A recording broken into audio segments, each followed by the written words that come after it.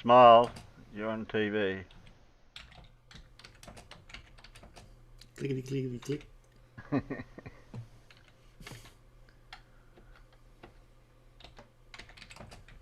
Hope you sang that in tune, John. Smile, you're on TV. That one. I always forget that.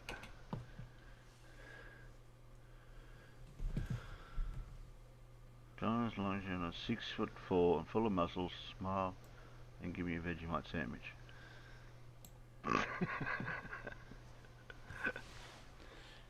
We'll end up with all the lyrics of that sooner or later now.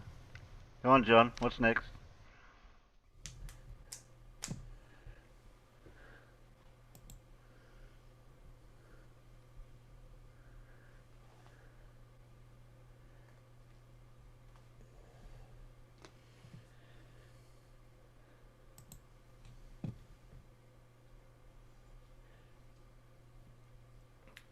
Yeah. What was it? The third most famous Belgian, behind two fictional characters.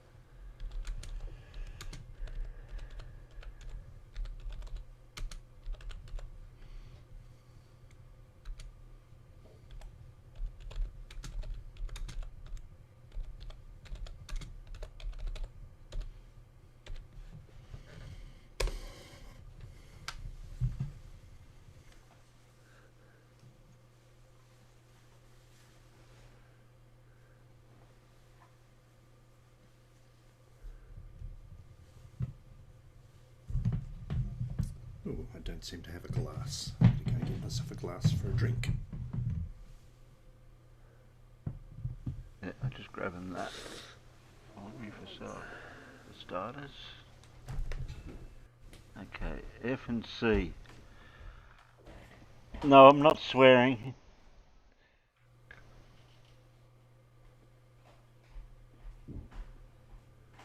Triplet code. Well, I knew what a triplet code was. Well, that'd be a help. Widespread use of the entire.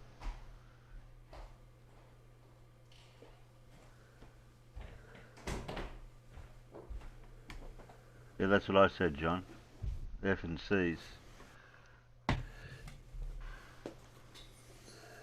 Not enough letters in the first word, though, is there? Yeah, not really. You have to put. You have. If you say it out loud, the initials, you have to put in the swear jar.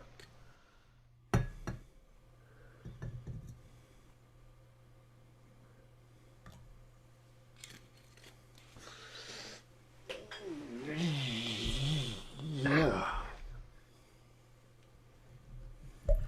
Oh God, why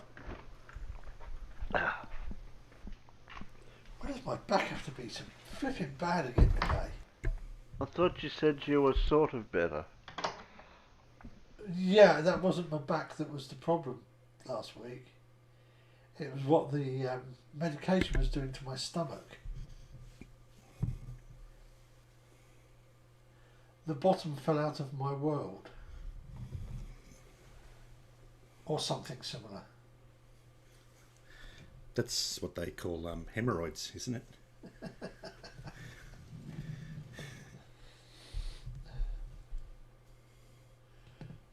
Oh, it was the most vile and disgusting time.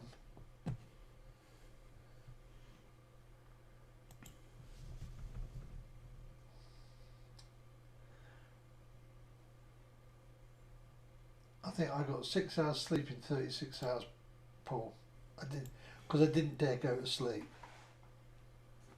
Okay.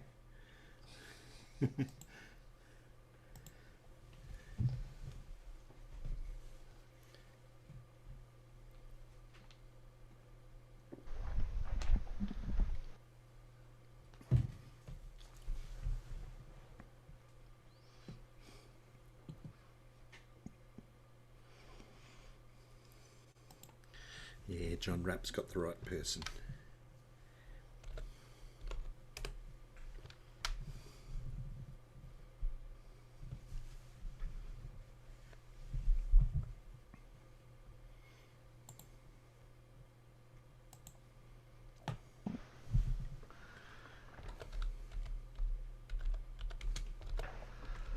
We were supposed to get a heap of rain this week, but it just hasn't eventuated. It's all gone we north. got it. It's all gone. It's all gone north of us. Yeah, we've got it. Thank you. You can have it back when we finish with it. Oh, blimey. But it's not heavy rain. It's that nuisance rain.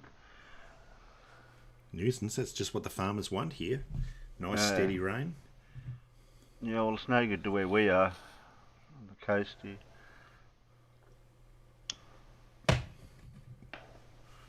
Yeah, we don't need it here. Over the mountains towards the dams, fill them up maybe, but I think they're pretty full.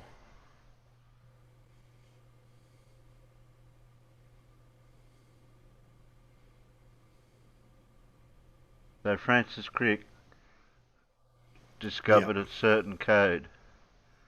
He did. He discovered how DNA works, didn't he? Along with Watson and Yeah.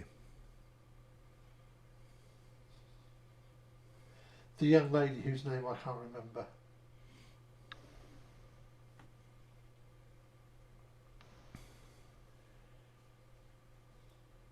Who didn't get her name on the Nobel Prize because unfortunately she passed away before they awarded it. And they don't award Nobel Prizes posthumously.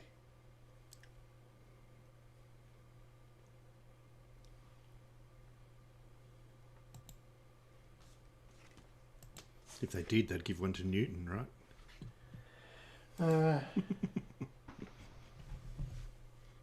Well, I kind of think it's a little unfair if a member of the team dies between when they did the work. Yeah. And when the prize is awarded, and they just give the prize to the surviving members of the team. Just goes, you can't take it to the grave, right?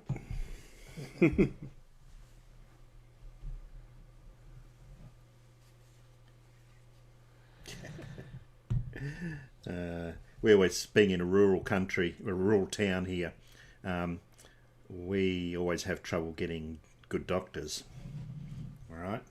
Because most of the doctors want to stay in the city where all the, business is and stuff like that. So occasionally we get pretty ordinary doctors, and we've got one here. I think his surname is Ning. Everyone calls him Ning Nong. He's really bad. He's always got appointments available. That's because no one wants to go to him. and a fella went to see him the other day because he wasn't feeling too well. And he went into the doctor's office and sat down, and he started telling the doctor about how he felt.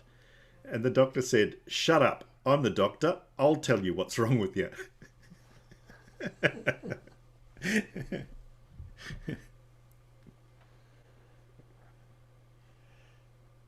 Yeah, Andrea, I think both farmers and I know farmers is working, and I think Matt is busy.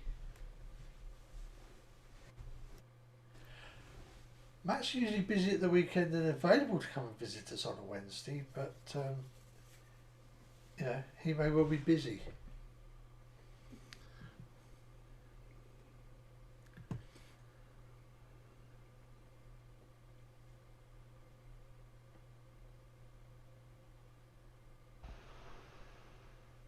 Did you hear about the conversation between MC Toon and WhatsApp yesterday? No. I WhatsApp haven't been on the internet much lately. Yeah, WhatsApp assured MC Toon that he would be bringing evidence that water is Yeah, right. flat and horizontal. Yeah, what evidence? And at the end, he was brazen enough to admit that, nah, he never bothered. He never had any, and Was this on a live stream or just on a channel? yeah, this was a. They never have any. This was the live. This was on Ranty's channel, on his new Discord thing, and Tune has it's the video MC Tune put out last night or early this morning.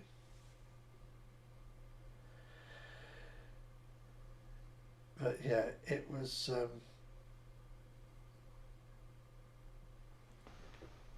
just like really ridiculous.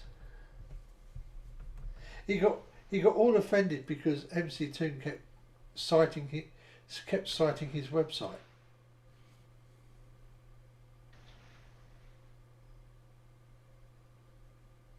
Because he's got a website with links to all these, to lots of different papers about lots of different stuff, and it's like, yeah, just go to this page here and you can see all my citations. It's not fair, you're talking about your website all the time.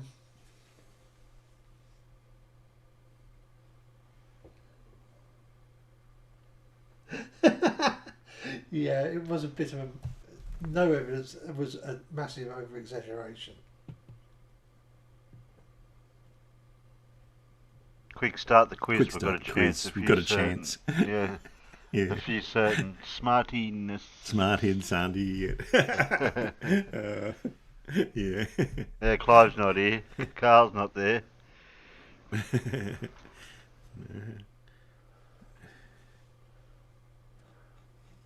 And let's ban Clive.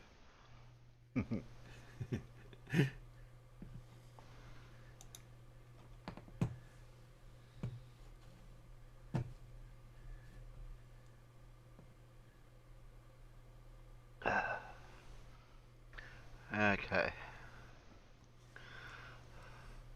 Do you know what we're reading today, Alan? Words? Yeah, I can say words. Sentences? Paragraphs even? Sentences, yeah. Paragraphs. Where have you put the link, Terry? It's in Stream Topic. That's where I usually put it. The one, it's not the last one. It's okay. Where it says Eureka Stockade. Defining moments resources. Out of all the ones I could find, I couldn't find anything with the information all in one spot, so this is the only one I could find. Others had bits and pieces. Where's Stream Topic? I can't find this it. This one will have to do for now. There was some other information out there, but this is the only one I can use. We'll use this one. Yep, there we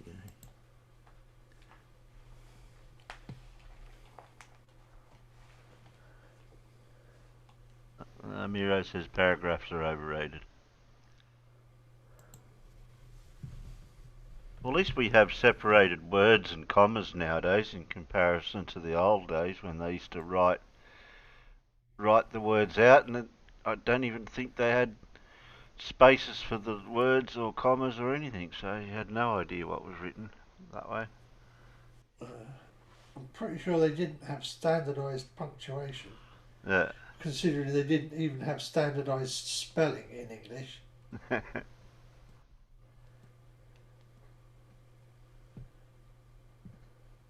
Well, you English people don't even have standardised speaking. Well, of course we don't have standardised speech.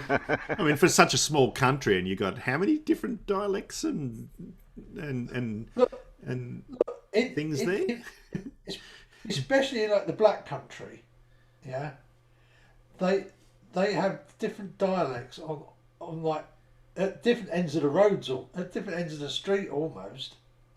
Yeah. You know, Yorkshire. You know, very often each valley, each village will have its own slightly different dialect.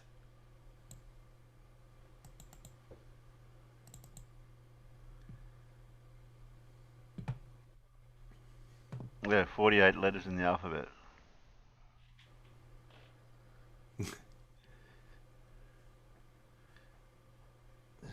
Well, yeah, we used to have a lot of the characters that the Danes and the Norse still use in Danish and Norwegian and what have you. The the ash and the ash and the thorn and letters like that.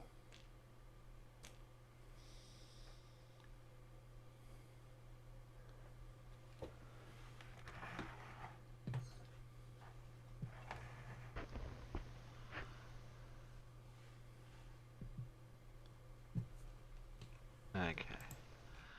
So this is about the Eureka Stockade. It happened on the 30th of November, 1854.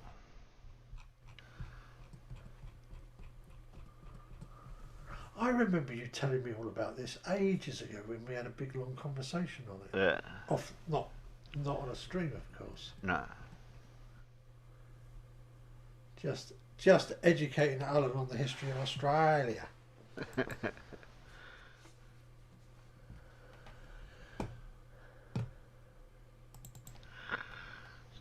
On the 30th of November 1854, miners from the Victorian town of Ballarat, disgruntled with the way the colonial government had been administering the goldfields, swore allegiance to the Southern Cross flag at Bakery Hill and built a stockade at the nearby Eureka diggings. Early on the morning of Sunday 3rd December, when the stockade was only lightly guarded, government troops attacked. At least 22 diggers and 6 soldiers were killed. The rebellion of miners at the Eureka Stockade is a key event in the development of Australia's representational structures and attitudes towards democracy and egalitarianism.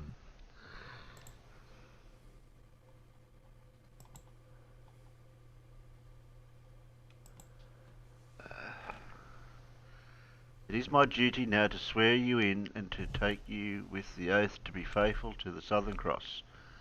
Now hear me with attention. The man who, after this solemn oath, does not stand by our standard is a coward at heart.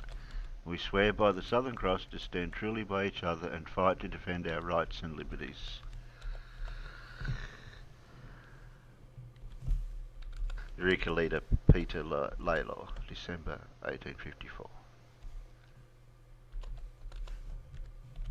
We can't watch the YouTube.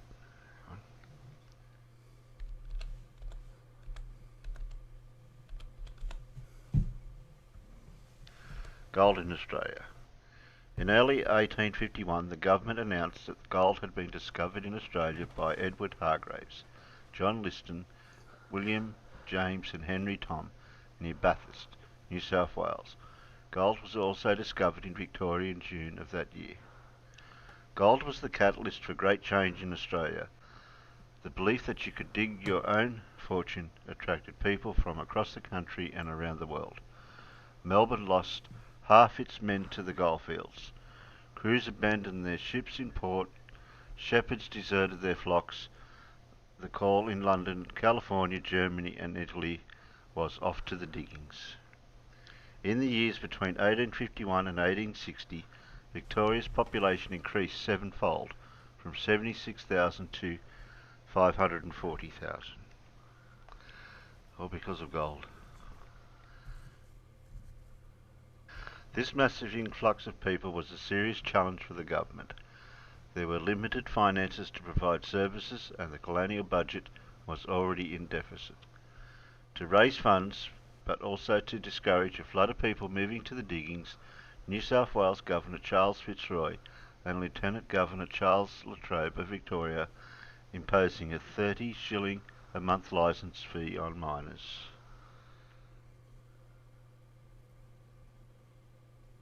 This was a substantial sum for most diggers, and when the easily obtainable surface gold began to run out in 1852, the licence fee became a point of contention.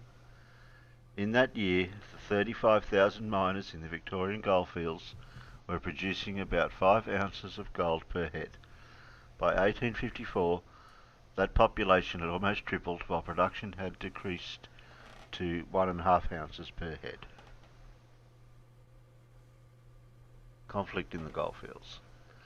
Starting in 1853, miners began to gather in monster meetings to voice their complaints, and delegations presented their concerns to Governor Latrobe, but he was unreceptive to the requests.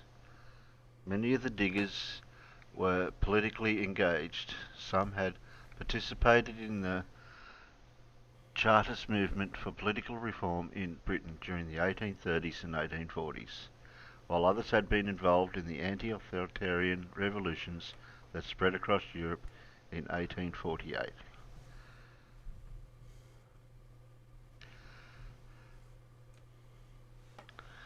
The situation on the goldfield was tense as police regularly ran licence hunts to track down diggers who hadn't paid their fees.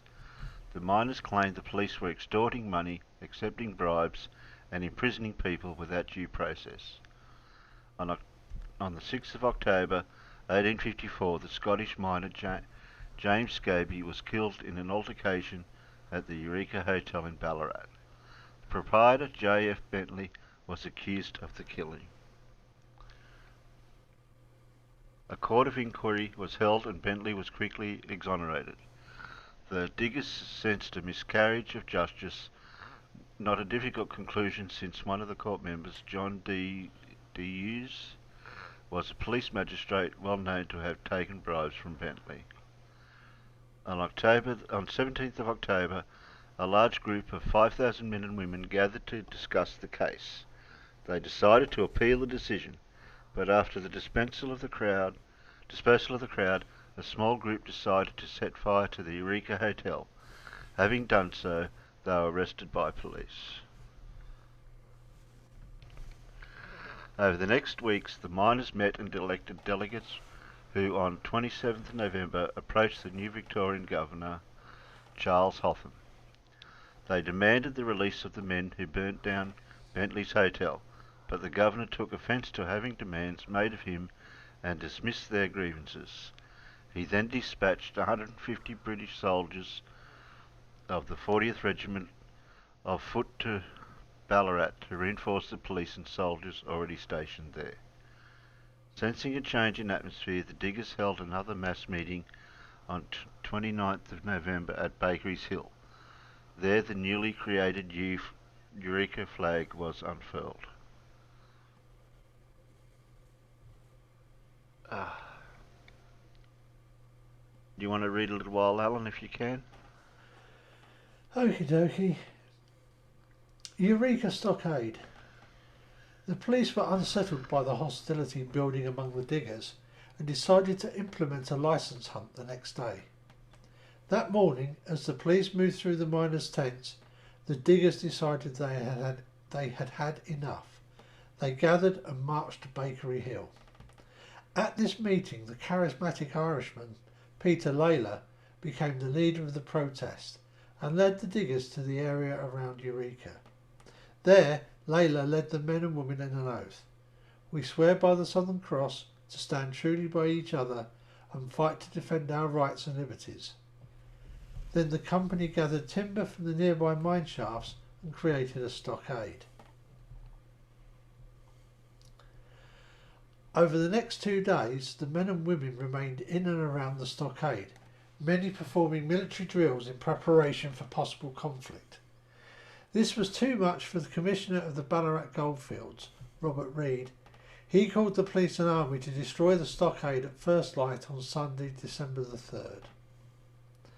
That morning, almost 300 mounted and foot troopers and police attacked the stockade. The assault was over in 15 minutes, with at least 22 diggers, including one woman, and 6 soldiers losing their lives. The police arrested and detained 113 of the miners. Eventually, 13 were taken to Melbourne to stand trial.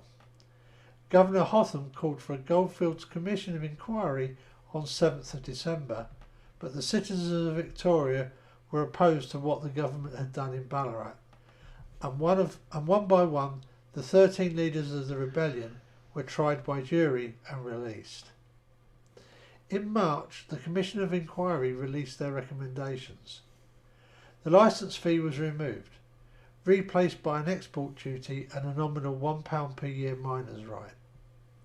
Half the police on the goldfields were sacked, and one warden replaced the multitude of gold commissioners who had issued the licences, many of whom were corrupt.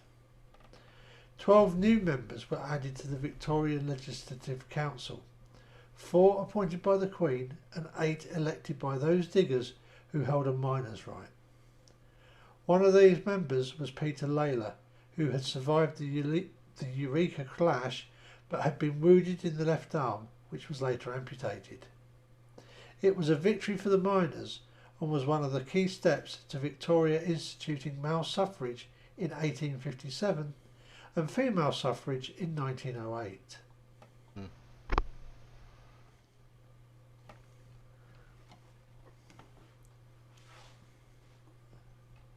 I think that's all there was for that. That is all there was for that. Yeah. Yeah, I did find a lot of stuff, but it was all bits and pieces of the same story.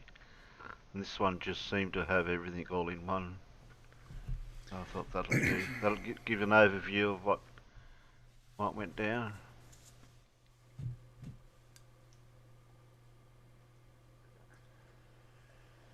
So that was our first and only rebellion, you could say. I'll see if I can find the flag.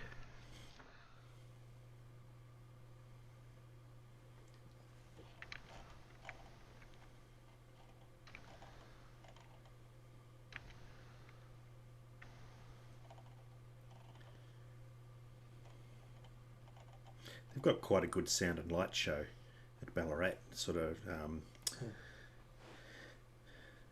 reenacting the Eureka Stockade Rebellion. Yeah, Terry, there's a very nice drawing of the ceremony with the flag at the top of the page we just read from.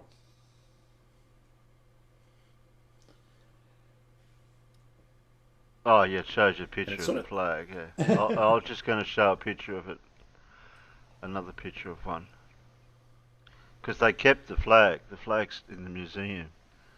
Just trying to find one that's got the. It was sort of ripe to happen in Ballarat too, because Ballarat's a cold, dingy place. It's on top of the Central Highlands in Victoria, so it's always windy and it's always cold. And the miners, most of the miners, just lived in tents. They didn't live in houses or anything. They were camped out in the bush in tents, and conditions were really, really tough for the miners. And then, on top of that, not finding much gold. Only the very select few found good amounts of gold, and then they had to pay these damn license fees, and it sort of like pushed them over the top. Yeah. Yeah, but I mean, what's it, 30 shillings?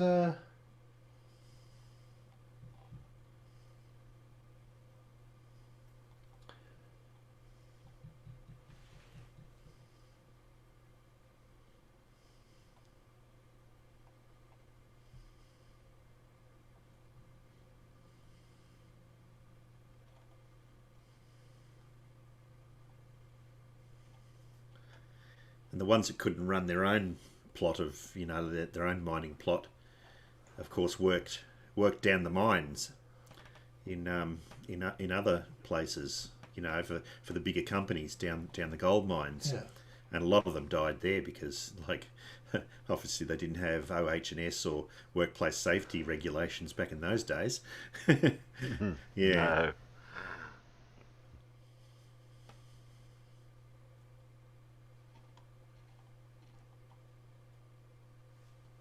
I know Terry mentioned the thing. It was 30 shillings, wasn't it? But I didn't. It didn't say how long that was for.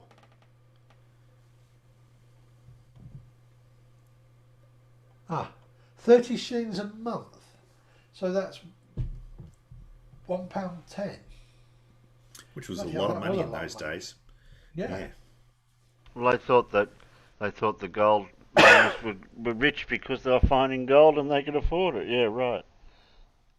Yeah. Well, but that's the thing with almost all gold rushes. I mean, the American gold rushes were just the same, both California and up in the Yukon or what have you. In that thousands of men went and very, very few of them made any money.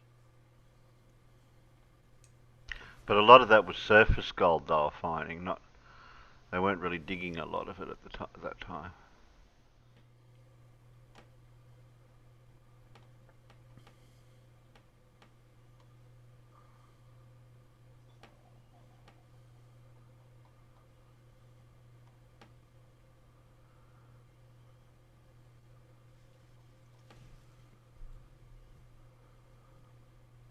Does anyone remember what video was the last one? What, You don't play the same one again, Terry. I know. That's why I didn't realise I was doing that. Did he play the same? Did he play the same video on Saturday as he played on Wednesday? Yeah. I didn't realise I did. How Well, far did you get through it before? They're all 27 minutes and 13 seconds. So how was I to know the difference? Yeah. I want to know is how long did it take before people started realising they'd seen it before? A few clues started to pop up. I thought, oh, wait a minute, we might have seen this. It was to do with I can't remember what it was called now. Carbon 13 or 18 or 19 or whatever it was he was brought into it or something. It was that.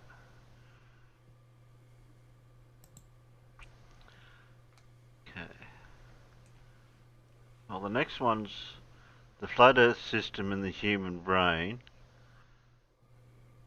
via Egyptian and Christian history. That goes part 1, part 2. And then Plato, something doesn't understand the earth we live on, whoever that is. Man, he's a good speller. The second last one he's posted. The spinning ball axle, AXIL, tilt of Earth. He's a great speller. Jeez. Yeah. Well, that one only went for 6 minutes, then 2 minutes, something Jupiter level of moon's line something. Harvest moon. Or the hidden knowledge of the swastika and our flat earth realm. Professor Dave. Part 2, part 1. Plato Plat, I don't know what that means. Anyway, we've got part 1 of this one. Oh, he's got writing on the board now.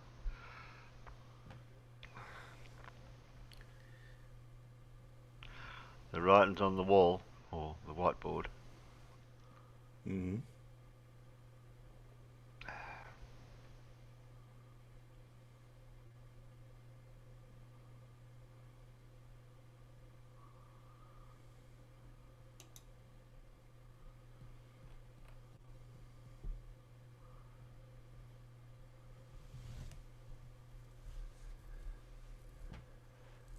I was just reading John Raps and then Zevlon's follow-on.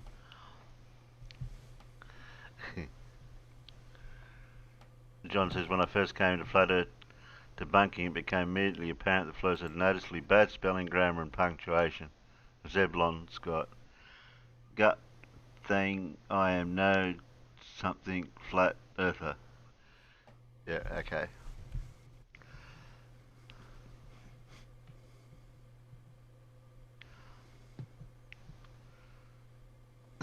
Guess where Matt is now. Come on, get in In here. the chat. Get your fat butt in here, Matt. Where's your late note?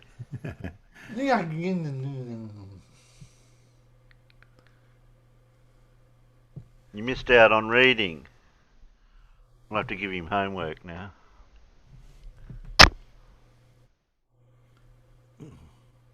Ouch, my ears.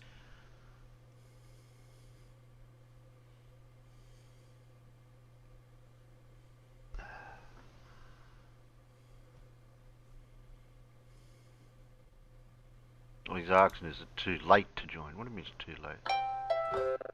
Never too late. No, Blue's around. We know exactly where Blue is.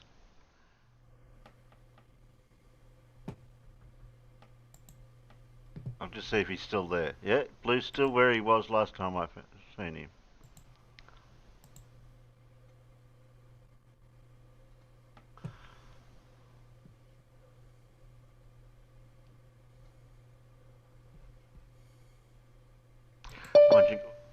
I was going to say, is Matt gone to make a cuppa before he joined?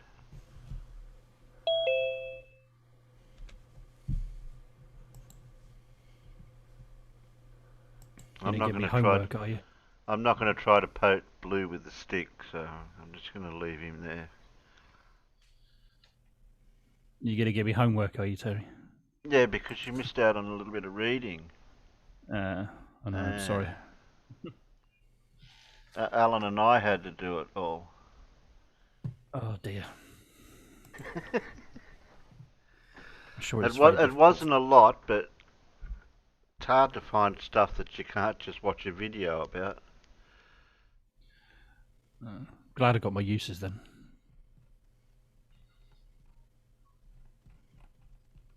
Is my sound okay?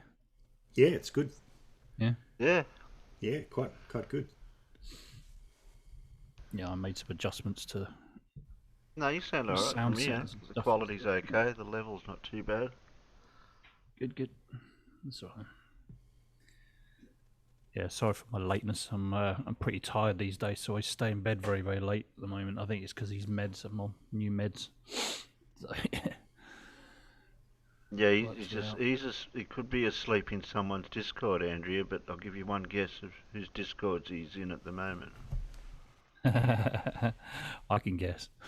You're talking about Blue. Yeah. Yeah, we know exactly where he is, Andrea.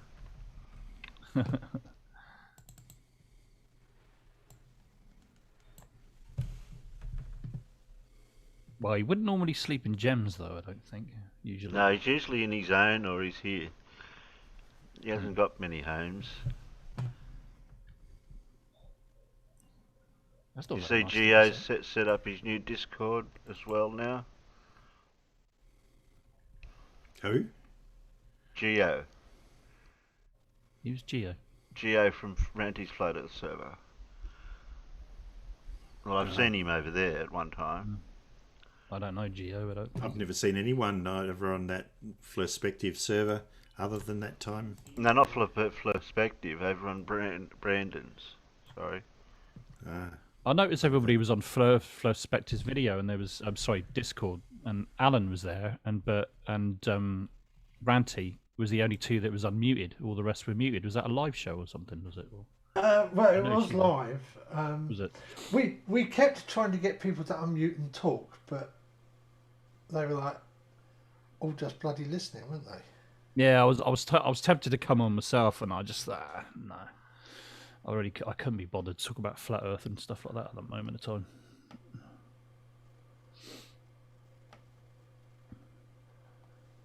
I think that was yesterday, wasn't it? We ended up talking about a lot of shit other than flat Earth. Oh, were you? I keep meaning to actually ask Ranty though, since he came back, away from flat Earth back to the globe. Does he still believe that the moon landings happened? Do you know? Yes, he believes the moon landings happened. All right. He Okay. believes space is real. That's all right. No, I just wondered because you know some because I've heard of flat earthers coming back to the globe, but they're still skeptical about the moon landings, like Jose. He's still from from from what I've heard him say, he accepts that the moon landings happened and weren't faked, and Okay. and that space is real. Because what I would like to do, I think based on the overwhelming evidence of photography done on film and stuff like that, makes it almost impossible to affect it. Yeah. Because what I want to do is I want to have a debate about the moon landings, but I don't really want to debate a flat earther. To be honest with you, I want to have like a friendly, mutually respectful kind of calm debate. Flat Earth Ozzie Jesus tried to con me into debating him after I told him once before that I wasn't interested in debating him. You recognise any of these names? It's called Earth Awakenings. In your Discord, that. No, I don't recognise any of them. Geo. I don't know Geo. I've never heard of him. I don't think. Yeah, I'm sure he's Oh, been that over drink- on Brandon's. Drink Kool-Aid, I recognise actually. Come to think of it. Yeah, I recognise a lot of these names. Howie's over there. There's Merle. Who's rustling? Who's rustling paper? Me. And Branch from Gems. He's stuck over there muted. There's Ruif. Riding on eggshells. He's usually on Gems sometimes. Oh, he's over on Brandon's. Oh yeah. A lot. Yeah, I've seen him before as well. Yeah. Who else do I know? Yeah, that Kool-Aid guy and that guy. Yeah, they're on Brandon's quite a lot. Yeah. I don't think I know Geo. No, I haven't been in there yet to really have a listen. I've taken myself off all of those debate channels now. I'm not on any of them now. I haven't been on Gems for over a week, more than a week. Yeah, it's the same all the time. It just gets a bit monotonous. It's just chemo. Resetting every day, telling more lies. That's what he did last night. I think I was over there. To be honest, I find him quite boring lately. There's nothing new. The only thing new is him getting somebody else, baiting somebody else that's new in Gems to bite. And that's the only thing I've noticing what he does. If they're new, and he gets a bite out of them, and then he'll keep questioning them, harping on it, getting them to say the same answers that he's being given by everyone else. Yeah. What was the last night's one? Oh, forces. Consider the force for gravity. Without saying the word gravity, what's a force? Mass. All that.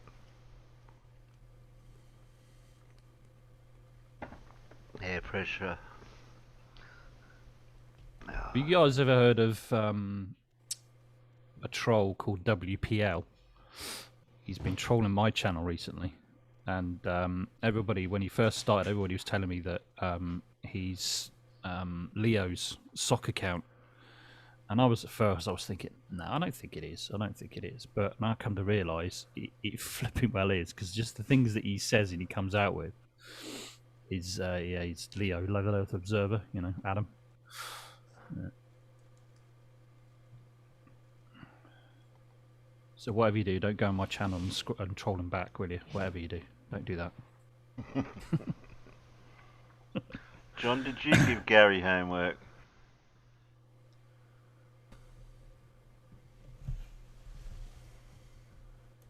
Gary Wenger. Yeah, Gary's out there. Yeah, Gary's alright. Andrea said, "Are you eating a Twinkie, Gravity?" No, I've got some nice cheese. Ooh, I like cheese. Some nice cheese. I've got some triple cream brie. Oh, I like brie. It's really nice, actually. He's eating a duck. Nice and soft and gooey and. He's taste testing nice the duck. Soft and gooey. You taste Yeah, it's got to be You're taste testing the ducks before they go out. Kind of looks like that. He's got ducks behind him and he's munching away. I'll just grab a duck here and have a munch on it. Yeah. Yeah. Yeah, that one. Yeah, there you go. All you need is a little hot plate next to you. Yeah, do some crispy duck. We've got ducks going out, not this Friday, but next Friday. Oh, maybe. And so, yeah, about a week before they go out, we go through all the female ducks and we do what we call find the missexes. So that when the people at the hatchery sort the ducks, they sex them, and occasionally they make a mistake.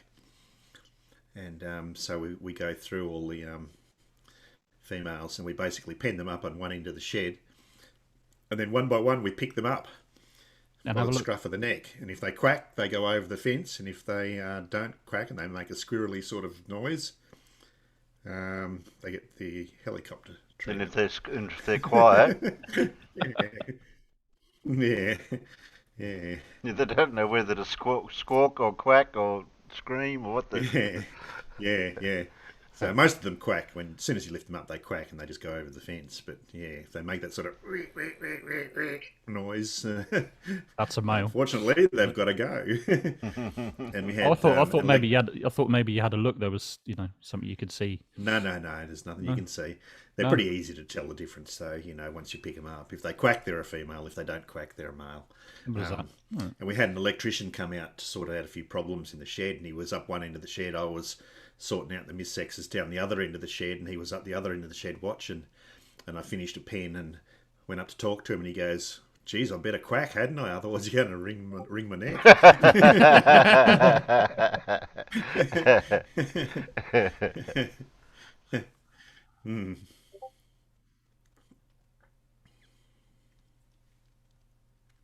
Are we ready for Lindsay?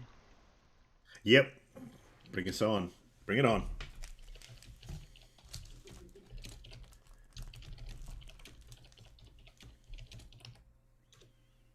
I take it you got the speed set correctly and everything.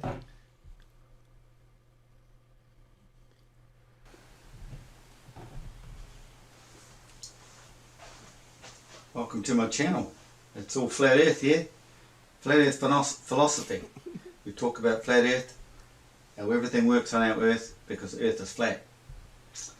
So today I'm going to just today's topic's about Egyptian mythology and the creation story. Physics again, have we? Yeah, guys in physics. The Christian story, namely Jesus. But I find it quite interesting. Where's his shapes? He's got no shapes on there. He's just all writing. Yeah, he's rubbed all his boobs and and just everything. told wrong. It's just not. Egyptologists don't know what the heck they're talking about. Is that what you were going to watch Lindsay for? Most of Because the you time. thought he might have boobs. You go there as a tourist and they'll tell you the exact opposite what else of would you what's want to actually watch? happening or what happened. The Egyptians have left us everything, the meaning to life, and it's just gone over the heads of everybody. Oh, I've got backup Until you wake flirts up, to watch. you probably never see it. Typical flirt. So, claims to have I special spent a bit knowledge. of time on this Yeah. flat earth side of mine, breaking it all down. So I saw a video recently, a black man, a Sudan or some from Sudan or somewhere over there, and he told it all quite nicely. He had a couple of things not quite right that I wanted to expand on, which I'll probably never probably get into the video because there's so much to think about and to try and get out. I tried to organise it, but it's like trying to line up a can of worms, live worms, just doesn't work. So I'll just slowly go through it. But what he mentioned is the ninth month. I think he was referring to the rebirth. See, man goes through two births in his lifetime: the physical one from woman, does he? Okay. and the virgin birth, the spiritual awakening, the spiritual birth. And it's divinely, mind-blowingly connected to a physical birth. But anyway, he was talking about the moon and what the moon's doing. Yeah, I know, that And sort of how, drew me, you that know, one. the full moon is the Is represents the this pregnant on the woman high giving speed birth. already, Terry? That's right. Oh, no, sorry. And you mentioned the 9th month. Now, I forgot. the divine story of Jesus We forgot to put it on happened on the Lindsay's 9th feed. month of our calendar There year, we our go. current calendar.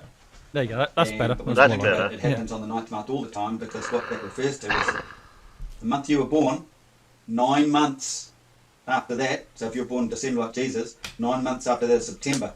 That is your awakening. He's giving you the finger. And 9 is a sacred number. It's involved with a lot of things, but that's where the 9 comes into it. But the most divine story is Jesus was actually reborn on the 9th month. 3:03 So in the morning. if you were born in full moon. September, you're extra month. special then, are you?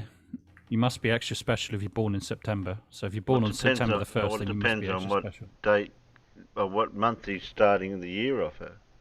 They gave True, birth, yeah, spiritual okay. birth to him on the 6th day, which is the day of creation, because it's connected with the creation, Sorry, birth, creation Thurston. story. This is why there's only one flood. There's a spiritual flood Jesus went through, and one flood only of the earth when it was formed. And earth and water, it was all just one chaotic, primordial, deep, whatever. Oh, of course, the And seventh then day he rested, Parted. being God. Primordial Related. deep whatever. And this Yeah. is the whole story the Egyptians are leaving us. The dual system as opposed to singularity. He should have underlined score underneath the That's word very in his scientific, Lindsay. He Yeah. should have an underlined score underneath words in his sentence to say, please fill in word here. yeah, whatever. Yeah. Coming back to the singularity. Born of the physical world, we are separated.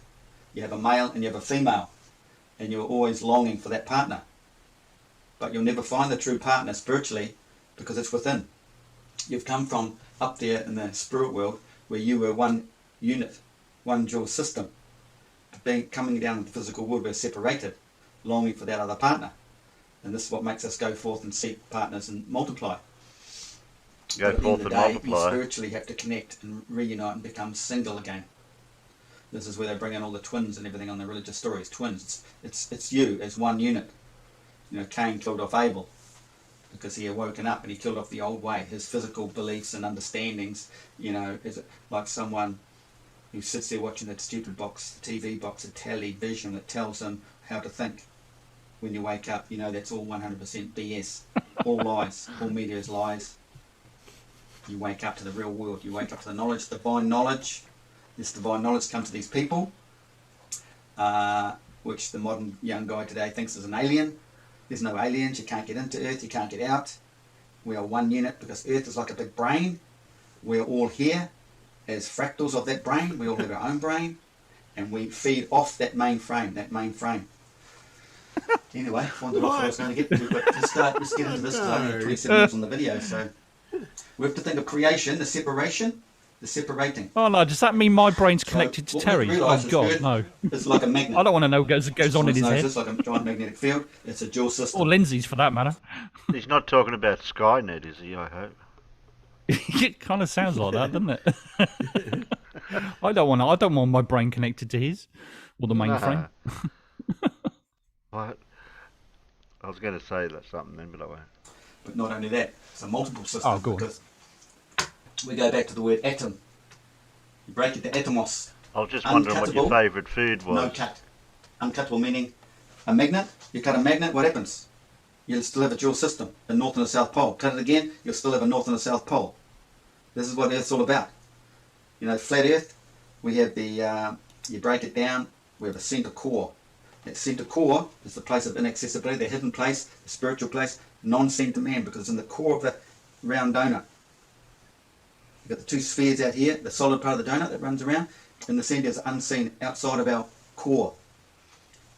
What is actually the core, so you can call it the core of the apple. But it's the core, and that's what creates what's out here. So, where was I going with that? How? Atom. Atom. Yeah, where was he going with that? No, yeah, okay, Yeah. flat Earth. So that creates our realm. It's exploded image, exploded view. So because of the magnetic field, we have fractals of that. So the centre of our existence would be the tropics. So that would be the centre of your main magnet. The centre of the magnet between north and south, which it is, isn't it? And then you take that half and break it down again. You have another fractal, which is the roaring forties. And between the roaring forties, you can break those down again. And this is how we get the I don't Coriolis think effect. he knows what on our flat fractals Earth. mean. You can't get a Coriolis effect with one spinning ball. You can if you want to listen to science. They just make stuff up as they go along. One spinning ball. Why would you get all this Coriolis effect going on? Well, on the flat Earth, you've got the magnetic fields, like I say, and that's all in the wind.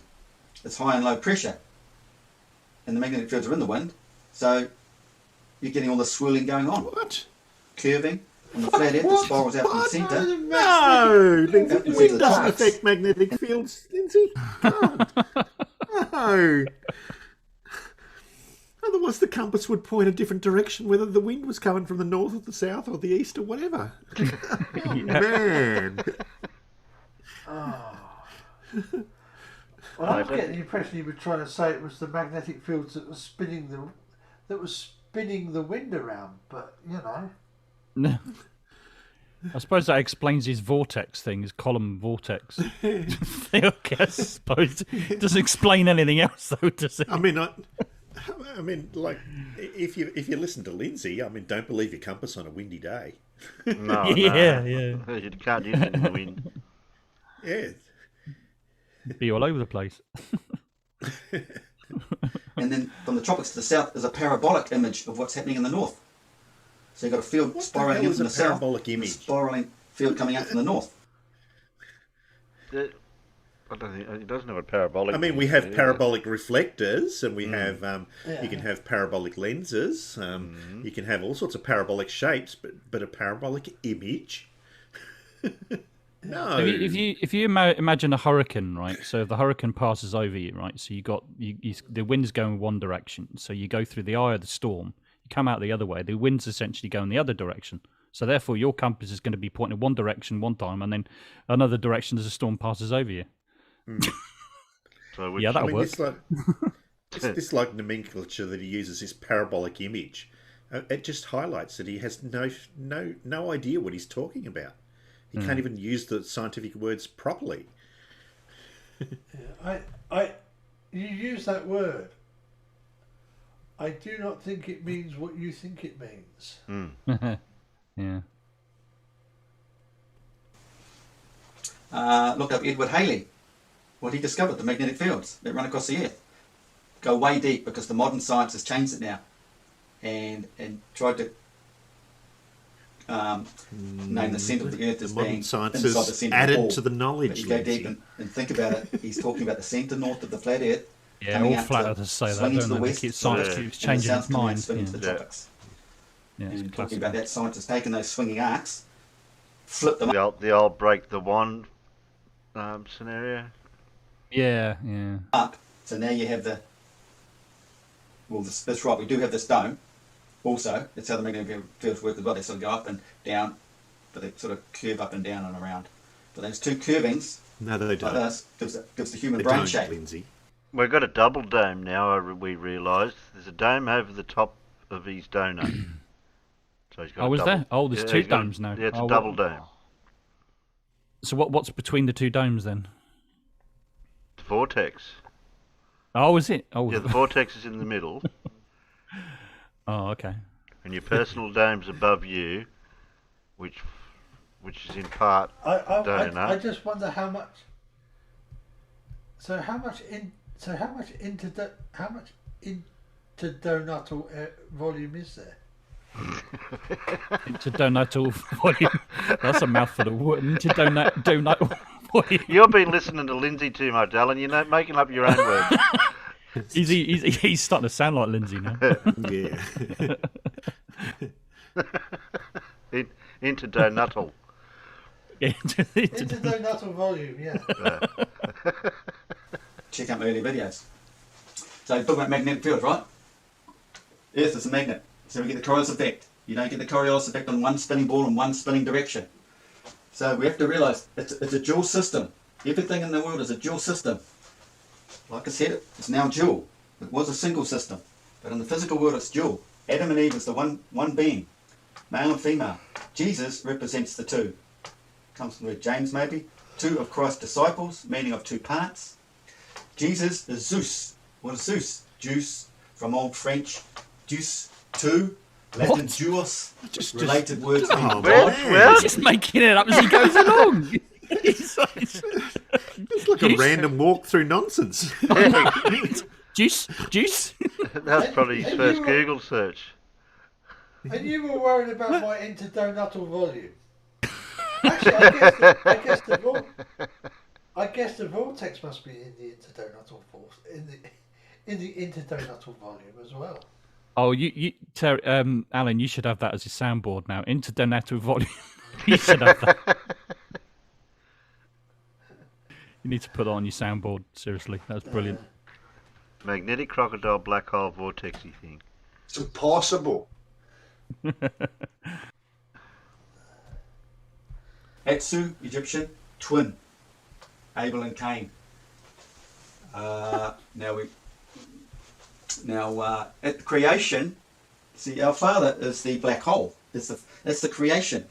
All comes from the black hole, the state of rest, the centre of a ring magnet light, or the Oh, centre so the of a black whirlpool. hole gives life now, is it? There's nothing happening in there. It's state of rest. All the actions around the horizon, magnetic field, all the actions around the horizon, where the sun sits. But it won't fall into the hole. Out of darkness comes light, but the darkness comprehends at night. But there's the sun sitting on the horizon. It won't fall in the black hole. But if you put up inside the Milky Way, it's the Milky Way all the way up there. Milky Way down here. With a good camera, we see this big glare of the sun at night. That's the back of the That's the back of the sun. The Milky Way is glare the of back the sun at It's night. from The right. back of the sun. Back of the sun again. There it is. There it is again. Is the back of the sun a black hole though? The dark side of the sun. Did you hear the bit about the nighttime sun? Yeah, I think I heard that before. Coming through the straw, The dark the side. hay, isn't the Jesus story? Born in a manger, along. You heard about the Irish team that are planning on landing a man on the sun. When asked about how they're going to deal with the heat, they said, no worries, we're going to go at night. Yeah, that's an old joke, that one. That's an yeah. old one, that one. Trough, Yeah. in the manger, the straw, the hay, whatever, coming through. So down through the Milky Way, it gets locked in the centre here. We'll go that way too. We'll fall down through there too. Gets stuck in the centre. That's where the plasma. Well, this is basically what's created the sun. These two forces coming What? together. The protons, two protons coming smashing, creating the plasma. Any time two protons will come together like that.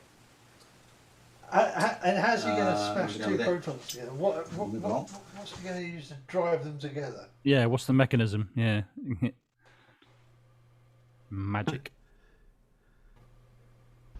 Because at the moment, all he's got is universal down.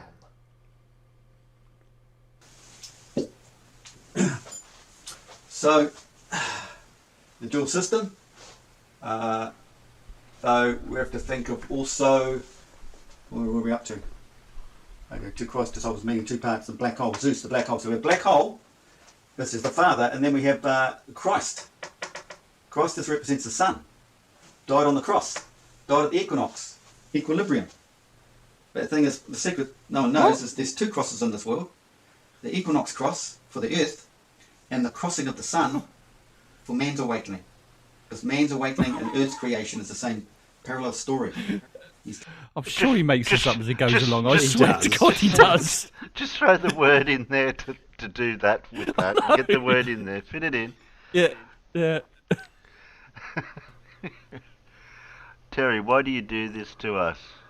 I think. Do you know what? If you got him to actually go through this stuff again, it will be completely different. He just makes it it's up as he changed. goes along. He changes all the It's time. evolved over time. Yeah. A lot. Well, a Gaussian physics is very complicated. Didn't you know that?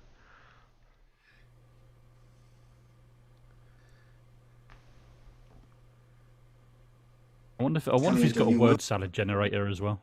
You just he probably puts a whole load of words in a hat. Well, it and is. you think, It's written on what the shall I board. talk about today? There's Yeah, his no, words. but then what he does is he reaches in the hat and he says, right, I'll use these words, then I'll put them in together in a sentence. I don't know That'll do. why he bothers writing on the board, because you can't read any of the shit that he's got on the board. I know you can't see any of it, can you? No. No. Well, they're his mental notes. He just jots them down and then he refers to little snippets of something to hope jog his memory to maybe create something out of it. I don't know. The new world's been created. Man's awakening crossing is the crossing of the sun and the inner lemma. You see the crossing there? The divine Jesus story is the crossing. We have the full solar eclipse on the 21st of August, and then we have his awakening on the 6th day of September. Well, right there in the middle is the crossing. Now, when you talk about crossing, you can talk about crossing the Red Sea, because to do with blood, because blood's affected in the human brain when the man's awoken. It's the mixing of the fluids in his system. There's 2 or 3, I think there's more like 3. There's the blood, mixes with the oil, mixes with the water, it floods the pineal gland. And that's the flood in the human body. Because once the flood, once it's released, you're awoken, it's affected by the full moon. Once it goes through your system, it exposes your pineal gland. It takes it out of the water, leaves it high and dry. That's the Mount Where Ararat does he story. get this stuff? Exposing the rock and exposing, leaving Noah's boat high and dry. And that's to do with all the other mythological stories, the primordial deep recedes and out comes the Benben stone or the black rock, whatever. And that boils down to black as in black hole, the rock, the pineal gland is the rock, the stone, the holy stone, or the sun. They can call that the stone, because it's related to the human pineal gland. But it's all related, the human body No, it's and not. the creation You of can't earth. just say it's all related. No. So the creator is the black hole, and then we come to the relation to the human brain, the black, what do they call it, the brain, black. We'll get to that somewhere down there. It's thought, memory, state of rest. It's all about meditation. Religions go into the two forces coming together in the Milky Way. Amen, Amun, Amant, Amanet, female. So come back here, the male and the female. Amen, the creator, the creation, the two. Amen, Amanet, male and the female.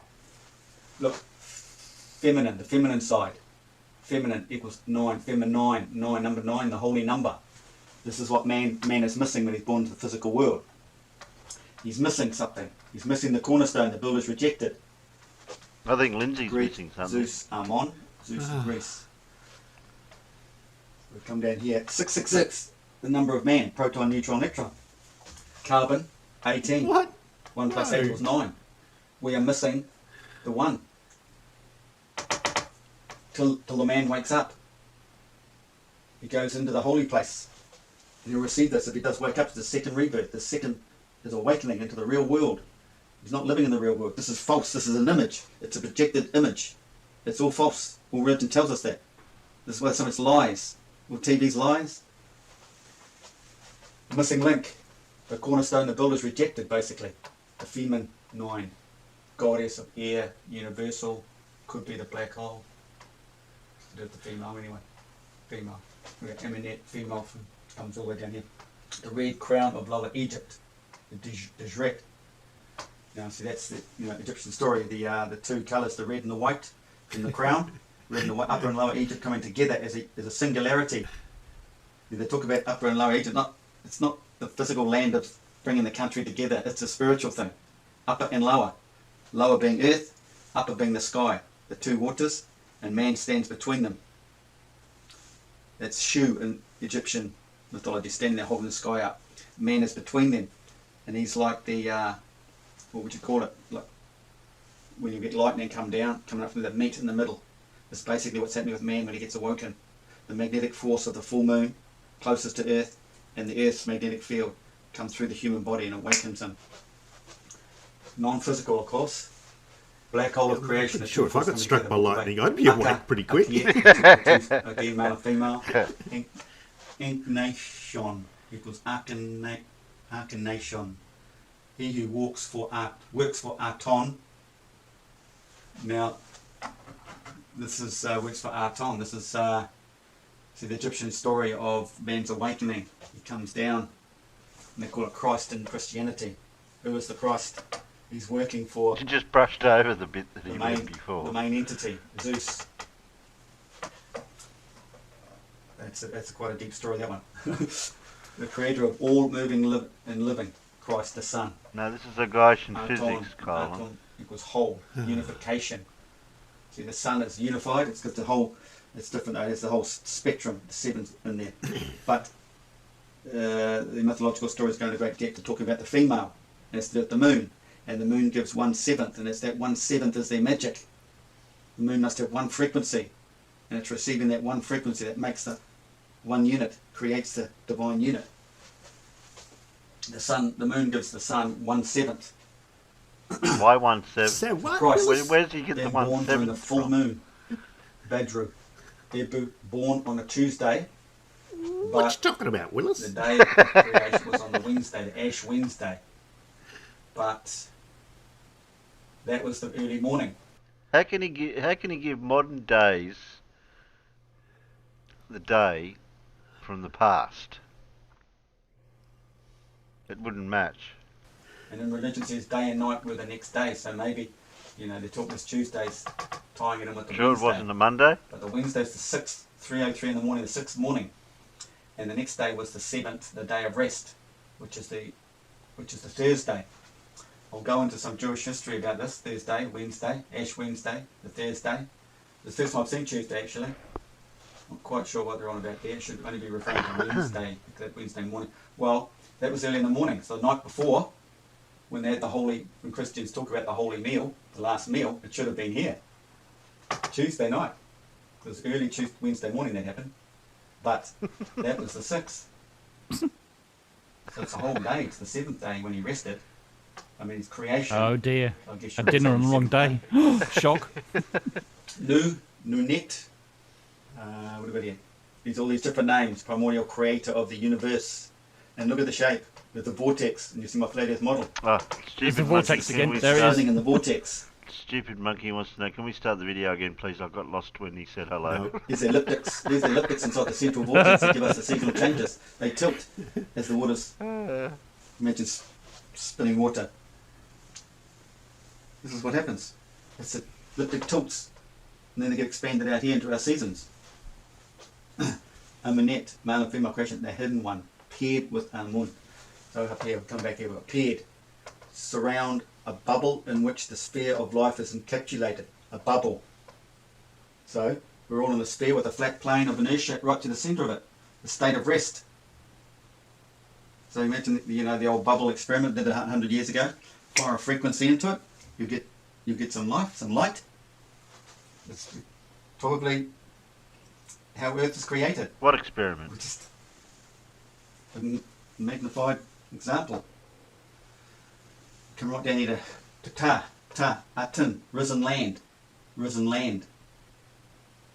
So that's exposing the pineal gland and the human brain to the higher frequencies. You come out of the water, so you're now picking up more frequencies of the main system, the main realm.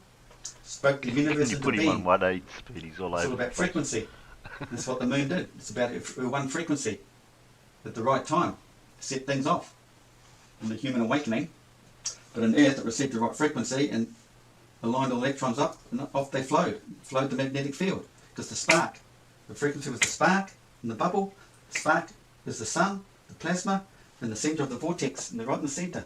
Bang! And then boof! Big explosion, boof! Electromagnetic field. Archive. And we're all in this electromagnetic field. The peanuts of So take revolt. whatever's come out of creation, the centre, which is unseen, put it in our realm. Divide it up, it's our Yeah, realm. Terry. The centre is the Yeah. tropics. Terry, Way, he says, Colon around says, the can sun. you put him on 1/8 speed so Put he's that all up to over see the one of place? the- Yeah, I know, that's what I read that. And then Clive said, oh, yeah, Around can the we sun, the restart, centre, Lindsay? ecliptic, the tropics there. Right, come back here. The two divided waters above, waters below, from the primordial waters of the abyss, the deep. They get separated, but in here, people don't realise the separation is the atmospheric layers, the 7 atmospheric layers. And they're all divided, because as the pressure reduces, it starts turning to gas. There's different layers of gas. Gas is pressure. Yeah, but they're Of not, different they're not frequencies. That's where layers the- like what all you the think frequencies they come are. into it. It's what creates light. It's what we're seeing the planets in these layers. They're only just up there in your horizon. So and at the top of the frequency range is the sun. That is at the top in your arc of horizon. your arc of horizon. This is why no, it that was doesn't change in bit, size, because it's even Andrea. all the way over like this. It's always right angles to you, directed at you. When you look at it, your pupils, your black hole, your black pupils are black holes receiving the frequency, because the sun comes from a black hole. Oh, It's the no. sender with the receiver. Yeah. It's all right there. Right angles. Nice. Over you. Your pupils are It's now like receivers the now, are they? change in the They're black sun. hole receivers. Yeah. Black hole receivers, yeah. So deep in the mind, dark matter. So let's talk about dark hole, black hole of the earth, dark matter of the brain maybe. Primordial mound Dark appears, matter of the water leaving brain. the pineal gland. Separated waters of the firmament and the mixing of the three fluids in the body. It's man's awakening. It's all to do with the brain, altering the brain. Altered states, blood, oil, water, brain fluid. Ka, soul. You've awoken it, the soul. There are three elements in the Egyptian concept of the soul. Ka, ba, ak, ank, ank. What? Ka is the life Ank, force unk, of ank, spiritual ink, ink. double. The unification. Rameses, son of Ra. Ram is in the zodiac signs. Ram. It's the Aries on the equinox. Also associated with the horns of the goat. See, the goat and the ram are very significant in Egyptian mythology. You're a goat, They've Lindsay. quite got the connection with the Aries. Ah. Ah, what a classic ending. Oh, that ended a bit suddenly, doesn't it? Why does he do that? Why does he just cut it off when he's Because he forgets mid-sentence? how long he's streaming for or recording Yeah. for. Yeah. There'll You be a just part thought, two. I'll just That's cut- all I'll we can only do. Yeah, I'll just- there's I'll just 7 cut it minutes and there. 13 seconds. Yeah. There'll be part two of this one. Instead of like cutting off kind of like at an appropriate moment when he's paused or something, he cuts it off mid-sentence and puts it in part two. Yeah, exactly. Exactly. So you've got to wait for part two to finish the sentence. To finish the sentence and then carry on with another one. Yeah. Yeah. Not only does he make shit up as he goes along in his subject matter, he can't edit videos either. Okay. No. Yeah, he spent a fair bit of time showing us the back of his head there, didn't he? You'd think he'd have a timer of some sort that he could look at to know that he's running at 27 minutes and 13 seconds.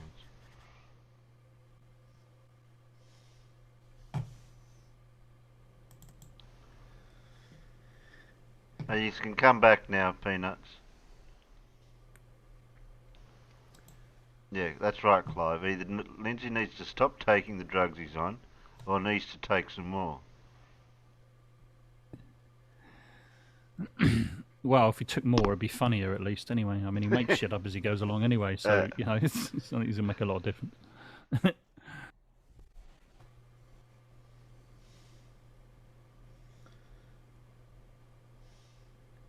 I got so used to it being while at your Lindsay's brain's speed sort of- now. Oh, sorry, Paul, go ahead. No, that's okay.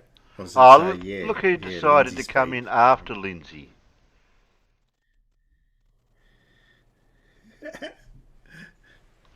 Great timing. Oh, look.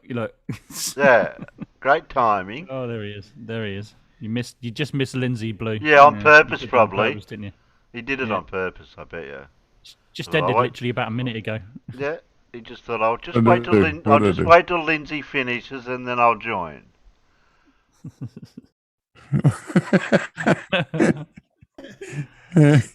Who could blame me? No, I couldn't. See, now everyone else's brains have been affected by Lindsay, but Blue is coming in Except for fresh. Blue, yeah. He's going to smash the quiz, isn't he? Oh, the quiz. I forgot about that. I thought I missed the quiz. Damn it. Ah, no. Yeah. All right, you ready for a quiz now that your brains are all fried? We have to do some brain therapy for Clive, I want you to replay Lindsay for my benefit. Yeah, he says. did. For Blue's benefit. Yeah. All right. Are you therapeutically revived and ready for the quiz? Not quite yet. I think some people need quite yet? a few more minutes yet. Minutes? I can't make up my mind whether it's best to have Lindsay before the quiz or Lindsay after the quiz, because like you can gain some brain cells with the quiz, but then lose them. But then you start off with a negative if you do Lindsay first, and then gain them back again, and maybe gain some more. I don't know. Let us know in the peanut gallery which is the best way round. Yeah. All right, here we go then. Question 1. Oh, where's the picture gone? Okay. Question 1. Okay.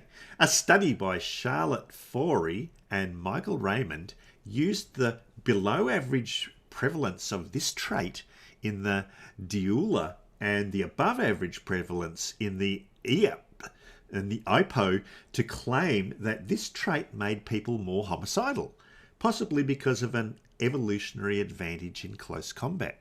What trait are we talking about? Jesus Christ, that almost sounds like Lindsay. Jesus.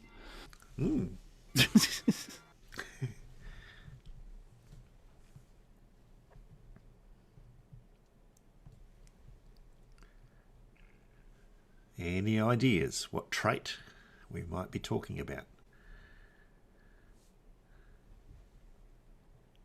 No? Not flurfism. No. Not testosterone, Alan. No. Okay. Members of Clan Kerr were known for having this trait, which is why many of that clan's buildings used counterclockwise spiral staircases. What trait is it?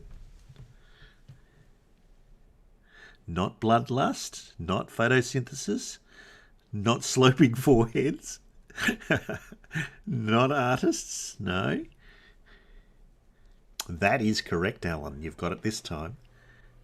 And followed closely by Jinx Yu with the correct answer, which was left-handedness. Yes.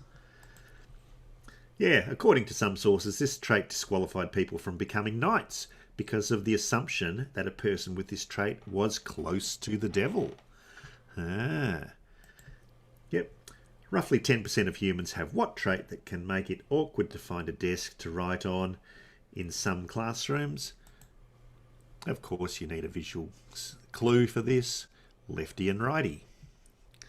Left-handed people is the correct answer. Good. Okay.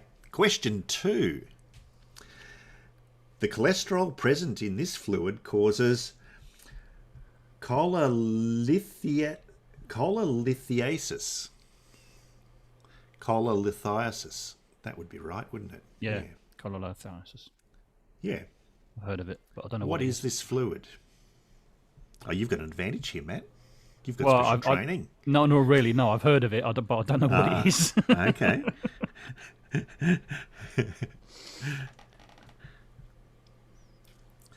Okay. A shortage of this bodily fluid in humans may result in steatorrhea, which causes feces to become grey, oily, or exceptionally putrid. Ooh, that doesn't sound nice. Not blood. Not urine. No. Kind of familiar, but I don't know what it is. That is correct, Alan. You've got a correct answer. You're on fire tonight, Alan. I don't know. Yeah. Cholangitis is caused by the blockage of namesake ducts for this substance that travel toward the hepatic ducts and eventually terminate in the duodenum. And we have a correct answer out in the peanuts now too. Well done to Clive Wells, who got the right answer with bile. And Alan Evans in the internal chat, the correct answer was bile, yeah. In the four humours theory of medicine, choleric and melancholic personalities are respectively caused by surpluses of yellow and black forms of this substance. You would have got it from that, surely. Yeah. Yeah. You were saying something, Alan? I was going to say yellow and black forms, of course. Yeah. But Back in the just give it away. days. Yeah. Green fat-dissolving fluid produced by the liver and stored in the gallbladder. It is, of course, bile. Yeah. Well, see, I haven't got a gallbladder.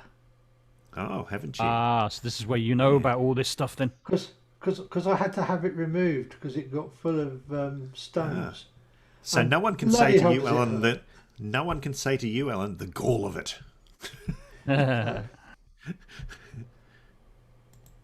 The gallbladder, bile was the correct answer for that one. Okay, question 3.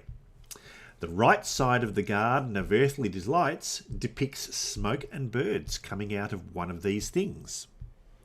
What are these things? Something else that sounds like Lindsay.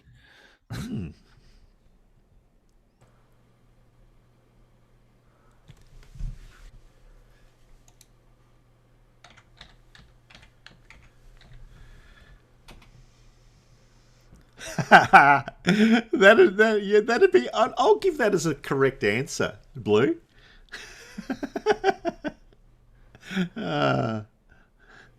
Not volcanoes. Not volcanoes, Alan. No. Not eggs. Not volcanoes. A Trace Adkins song titled for one of these things has a chorus containing the ridiculous phrase, "Well, shut my mouth, slap your grandma." What are these things?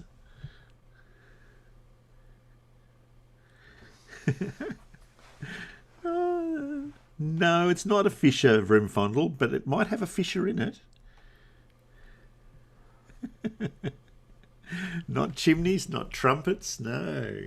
Another of these things is central to a viral hit by singer Samwell.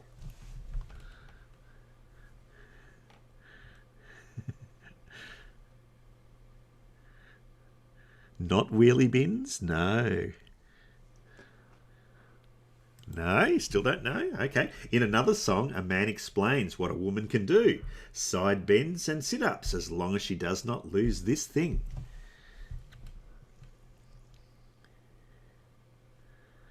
Badonka-donk. A flying monkey backside? No? Oh, okay. Another clue. You might be wanting to wait for the visual clue. Nina Belcher, a character on Bob's Burgers, has a notable obsession with what body parts, large varieties of which are liked by Sir Mix-a-Lot. And we finally have a correct answer out in the peanuts from John Rapp. Not necessarily big ones, John, but that counts, I guess. It is butts, and Blue's answer was Oakley's asshole. Yeah, I'd accept that as a good answer. Yeah, I'll accept that as an answer. Yeah, that was your visual clue. You needed that, right? Butts was the answer. Yeah. All right. Question 4. The most recent of these creatures was born in 2003. Nearly 60 years and 10 generations after the first one. Susan. What are these creatures?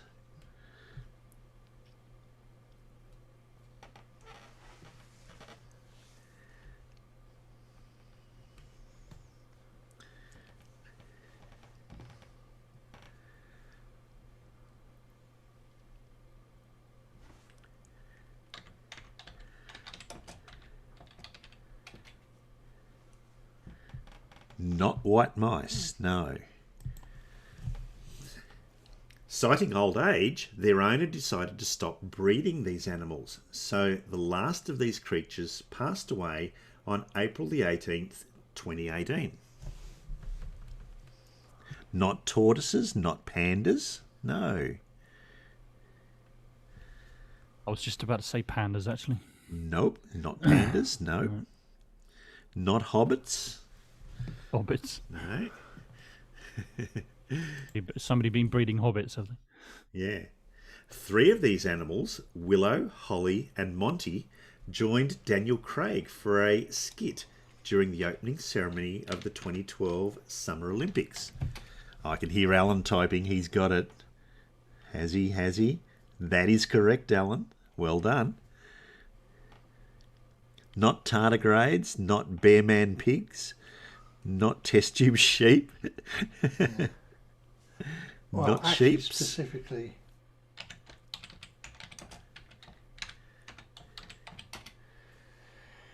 That is a more correct answer, yes. Alan, yep. Not the Teletubbies, no. What breed of dogs were the constant companions of Queen Elizabeth II? Yeah, and finally, Colin has the correct answer out in the peanuts. Well done, Colin and Alan Evans with corgis, specifically the Queen's corgis. I was just typing that out. Yeah.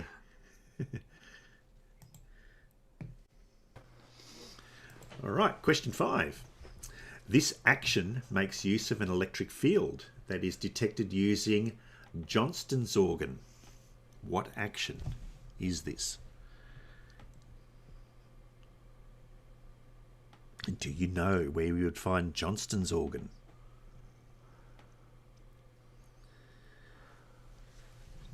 No. In his pants. Okay. I don't. I hope you would. You'll see how funny that answer is, Matt, in a moment. You wouldn't want to find one of these in your pants. A variety of this action, called a sickle, falls between this action's two major types in terms of the distance it indicates from a nearby object. What is this action?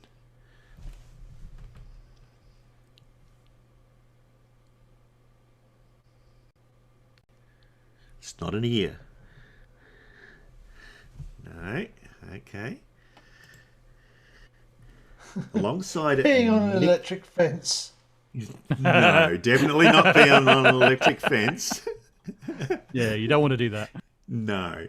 Alongside Nicolas Tinbergen and Konrad Lorenz, Karl von Frisch won a Nobel Prize for interpreting the meaning of this action. Not echolocation, not snakes, not vibration. So vibration of what, Blue? This action is usually done in either a circular or figure 8 pattern and is done to indicate the location of a plant that could yield nectar.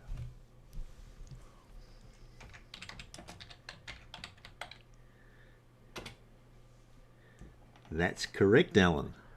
Well done. Let's give the peanuts a moment or two to catch up with that.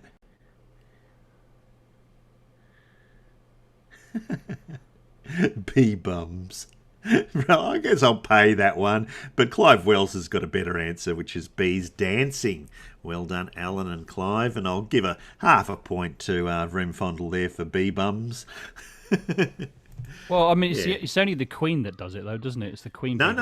It's not only the Queen. It's the actual workers that go out and collect the nectar. They come back and they do a little dance to indicate to the other bees where to go to get nectar. Oh, I thought it was just the Queen that does that. Okay, there you go. You learned something new. Yeah.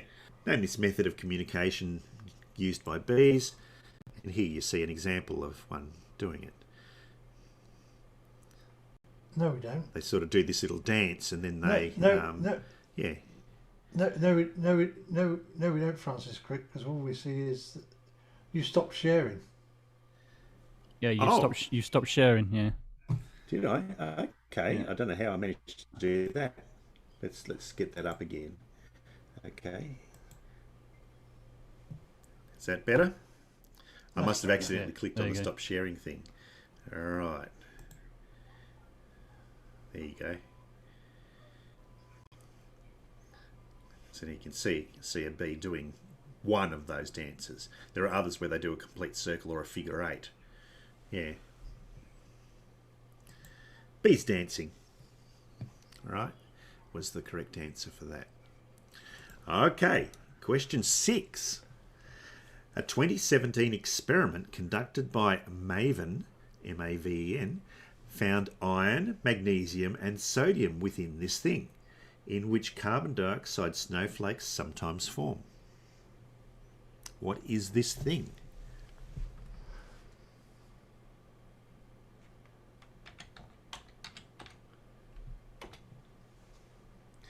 No, it's not a comet, Alan.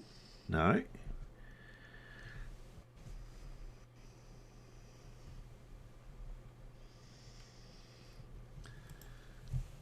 This thing has a disproportionate amount of carbon-13, supporting the thesis that its carbon dioxide is subject to a two-stage degradation by ultraviolet radiation. What are we talking about? What is this thing? It's not Vegemite, it's not hail. Vegemite. Not Titan, no. Okay. The TGO orbiter studied this thing, which contains an aberrantly high 2% level of argon. What is it? That is correct, Blue. Perfectly correct answer. I would need more from you, Elmix, for your answer, but too late because Clive Wells has come up with it. With the atmosphere of Mars was the correct answer. Well done, Blue and Clive. Was Mars close enough? I put Mars. That's close enough. Isn't it? Well, I was really after the atmosphere of Mars because that's what I'm talking about, not just Mars itself. Right? Yeah. An active area of research into this thing attempts to determine the sources and sinks for its methane component. And the pressure is too low for free-flowing surface water. Yeah. This is when I saw TGO orbiter, because I knew that had something to do with Mars. Yeah, So yeah. It studied the atmosphere of Mars. That's what it did. Yeah, it did. Yeah. Yep. So it was Mars's atmosphere that was the correct answer there. All right, question 7. In a story by this author, Harry Pope believes a poisonous snake is lying on his stomach in bed and then says racist slurs to an Indian doctor after the doctor cannot find any snake. Who is this author? In fact, he come up with group farts for the last answer.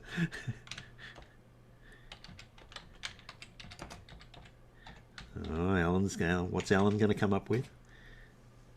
No. It's not Rudyard Kipling. No. This author of Poison wrote about an American in Jamaica who bets with a disturbed man named Carlos that the former can successfully ignite his lighter 10 times in a row. But if he can't, Carlos gets to cut off that man's pinky finger. That is correct, Alan. It's not Jane Austen, Clive. No. In another story by this man, Mary Maloney kills her husband by using a leg of frozen meat that she then serves to the police. It's not J.K. Rowling.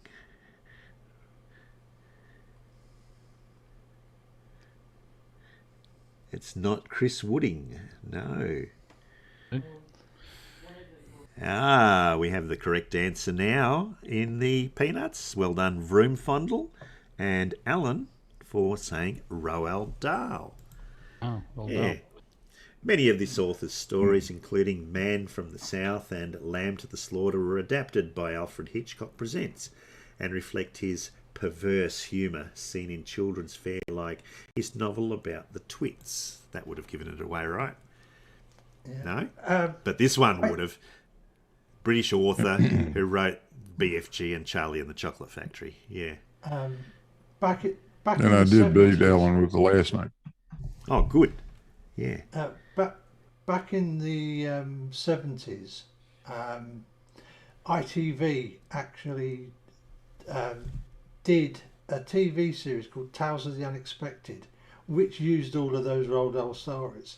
Yeah, because they are pretty weird, aren't they? And yes, and Blue did get his answer in before Alan. Congratulations there. So you were second, Alan. I have to demote you to second place there, Alan. Oh. Yeah. Apparently he was quite anti-Semitic. Yeah. That, yeah. He wrote a lot of the screenplays for the early Bond movies. Mm. Did he? Oh, I didn't know. Yeah. All right, question 8. It's not biting off someone's ear, but a famous incident of this type took place during an Evander Holyfield fight in the 1990s. What are we talking about?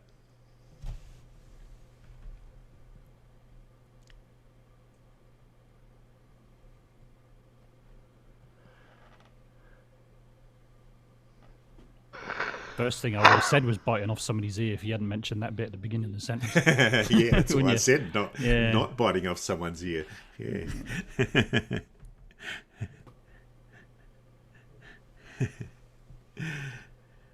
No, this doesn't always happen at boxing, but it did happen at an Evander Holyfield event. It doesn't only happen at boxing, though. No, it's also not allowing a ground ball to go between someone's legs. But another famous incident of this type took place at Game 6 of the 1986 World Series. Not kiss the other boxer, not a Tyson fight, no.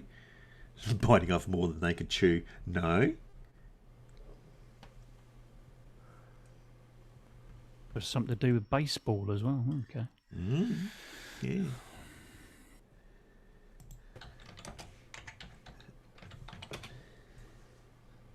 Not low blows, Alan, no. A James Bond themed video during the opening ceremony of the 2012 London Olympics led to a body double of Queen Elizabeth II doing this, although actions of this type are more often performed by authorised military personnel. Ew. Yeah, whereabouts, Alan?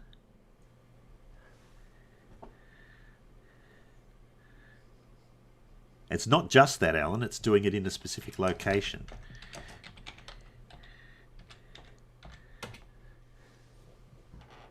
Yeah, that would be correct, Alan. Oh, Well I know done. what this is now. Same thing, Clive Wells. That's not specific enough. Whereabouts? Name this action, infamously performed by an interloper known as Fan Man at Caesar's Palace in November 1993. A daring way to enter a sporting event. Yeah. It is parachuting, but where? Parachuting into a stadium. Or a sporting event. Yeah, was the correct answer. Yeah, that Okay. one in Caesar's Palace, they beat him up, didn't they? Once he dropped him in, Yeah. crowd around and beat him up. Yeah. Question 9. One person who famously ate this substance claimed that the centre of global terrorism is not in Iraq, Iran, Afghanistan, or the Chechen Republic, but the cabinets of the Lubyanka Square and the Kremlin. What is this substance?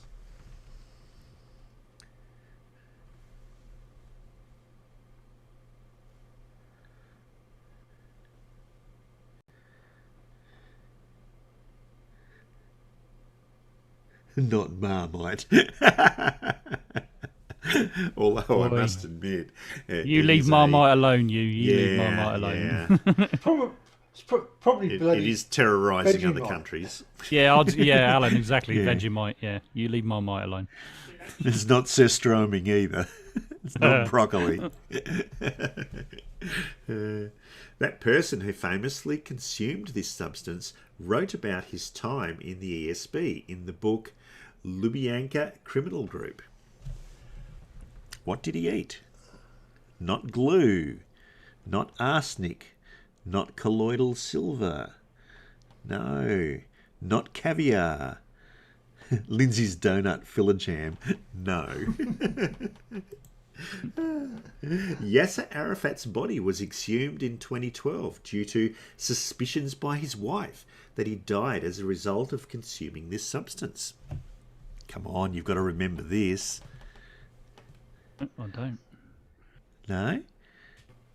I could have sworn it was an answer you've already said is wrong.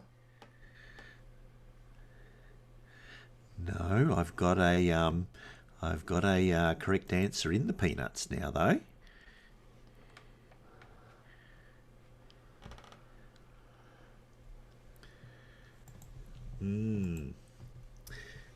This is the alphabetically second substance that names a source of neutrons called a howitzer.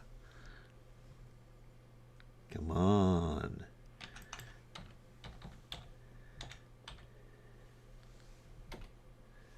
No, you chose the wrong one. The coiner of the phrase mafia state died after consuming this substance. That would be the correct one, Alan. Yeah. And Matt, yes, that's the correct one. Well done to, I think, who got it first out there? I think it was Jinx Yu. Too many heavy metals to pick from, aren't there? Yeah. Way too many. Yeah, but it was polonium. Yeah, polonium was the correct one. Yeah. Yep. So remember that one, the Russian dissident Alexander Litvinenko? Yeah. Yeah, he got poisoned by that in the UK. Yeah, by polonium. Yeah. And your last question for today. In The Big Bang Theory, Raj performs this action as Leonard bangs on a lug nut while trying to replace a flat tyre. What is this I'm hoping action? I'll have answering this one then. Oh, you do, because that's not the only clue, Alan. Yeah. Well, Well, based on that, based on that first clue. Because you don't watch that, right? No, I don't watch Yeah, I it. don't watch much like that at all. Not anymore. This action is sampled throughout both Lady Gaga's song You and I and Katy Perry's song E.T. And it accompanies lyrics like till the roof comes off, till the lights go out, throughout the chorus of Eminem's song Till I Collapse. What is this action?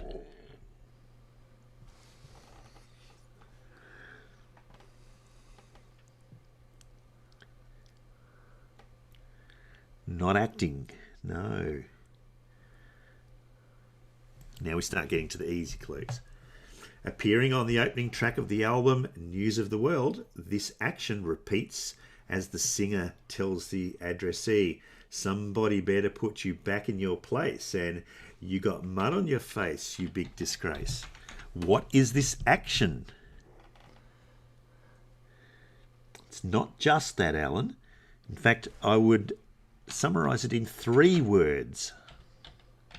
Not Lamar's breathing, not twerking. Not waving your banner. No. What? It's not dancing. No. Can you be more specific, Colin, about those combinations of actions? I'm after 3 words. 2 of them are the same and one's different. What is this sound made by hands and feet throughout Queen's song We Will Rock You? Anyone know what the action would be summarised by? I want the rhythm.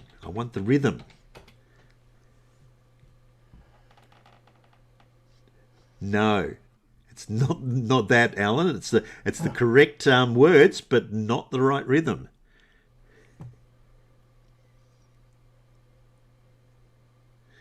Same, Matt.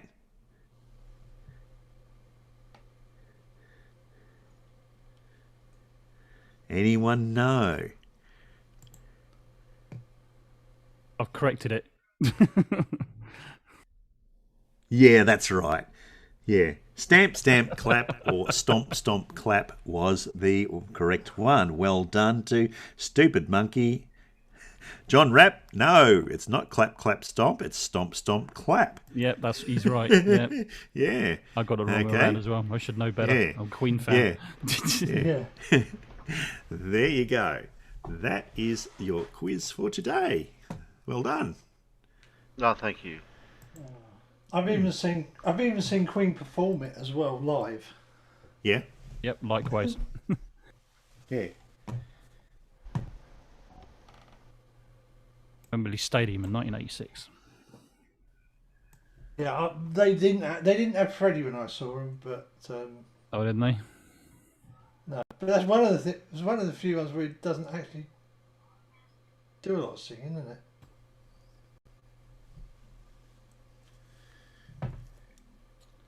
That's weird, Paul. You're appearing as really out of focus. Yeah. Oh, there you go. You're back in why. focus again. It You are now. must be my lighting or something. Yeah, you're back in focus now. I think you're just moving too far away from the camera. Yeah. Yeah.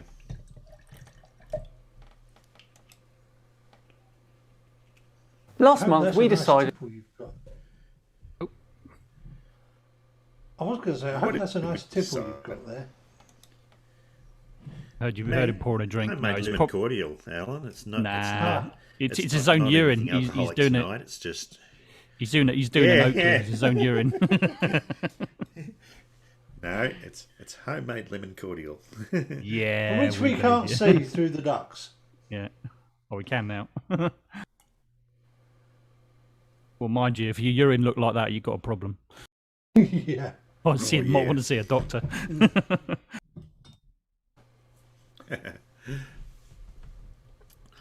But not the doctor here in town. You weren't in here, Matt. No. What was that? A fella in our local town went to the local doctor here, and he's not a very good doctor. He's always got appointments available. He was feeling ill, and he went into the doctor's room, and he sat down and he started telling the doctor how he felt and what he thought was, wrong. And the doctor said, "Shut up. I'm the doctor. I'll tell you what's wrong."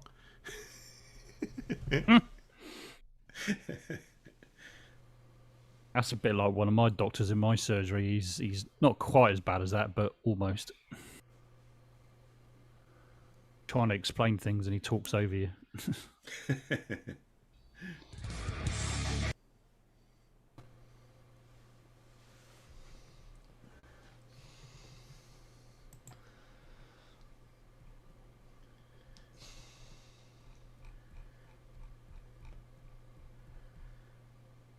Where's Terry gone?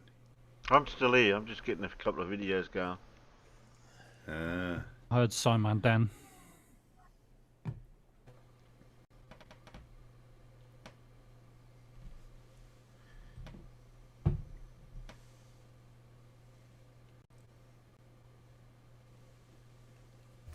Good morning, folks.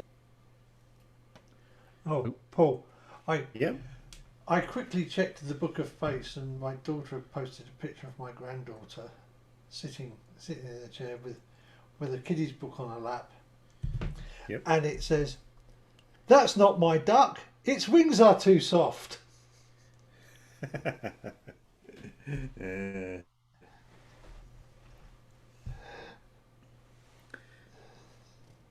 I've also got a dozen little chickens that hatched out about 5 days ago, too. They're quite cute. Derry. Yeah. Colon says check your DMs. Yeah, I did, Colin. I did.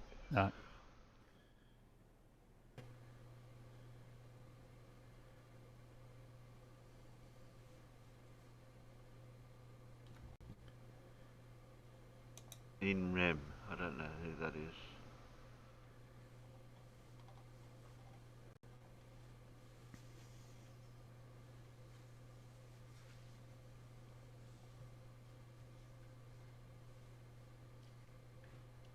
Zebulon 181 says, who replaced Freddie Mercury as a singer?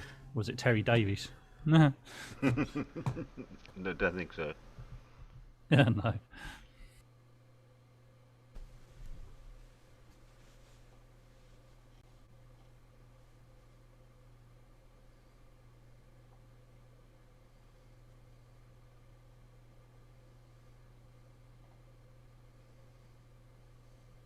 In colon, I can't thank you later. What are you on about? For what? I can't thank you.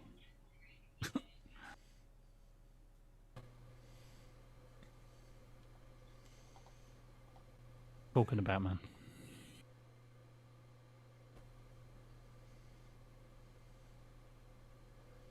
Zebulon saying, Alan, look at my previous comment. I think it's probably that one about Freddie Mercury, I think, maybe. I don't know. Ah. Not sure. Yeah.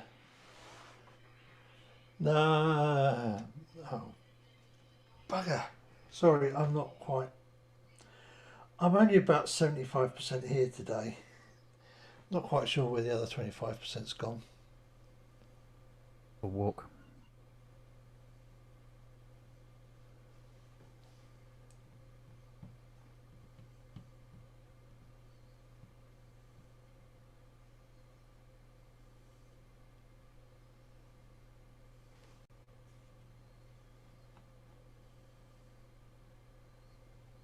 Oh, I've got one here from Blue. Number 28. Yesterday for me. I've done 2 or 3 since last week, I think. Yeah, I'm still Two at scrolling up. least. I'm looking for her. Moonhoax debunk number 5. Yeah, do the latest one. I think, yeah, number 5. Is it about the shadows?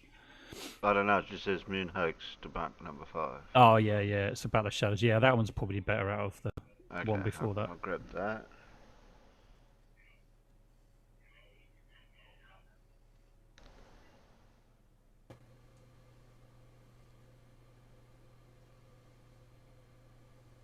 Nah, of course you can't beat Freddie. There's never going to be a replacement for Freddie, really. You know, he was pretty unique, wasn't he? Wasn't there a movie with somebody, Queen? Yeah. Well, when I saw them, they didn't actually replace Freddie with a single person. They replaced Freddie with lots of people. Mm. Like Bowie. What was that? Anyone John seen that movie with Queen, the new one? With that guy that sings it? I don't know if he sings or. Freddie Mercury did actually do a duet with Bowie on one of the songs. Yeah. In fact, he did. But he's not. He did the song as a duet with. Oh hell, I can't remember. He did it. Annie Lennox. He did it. Annie Lennox and Bowie did the song at the concert. Yeah, that's right. Yeah.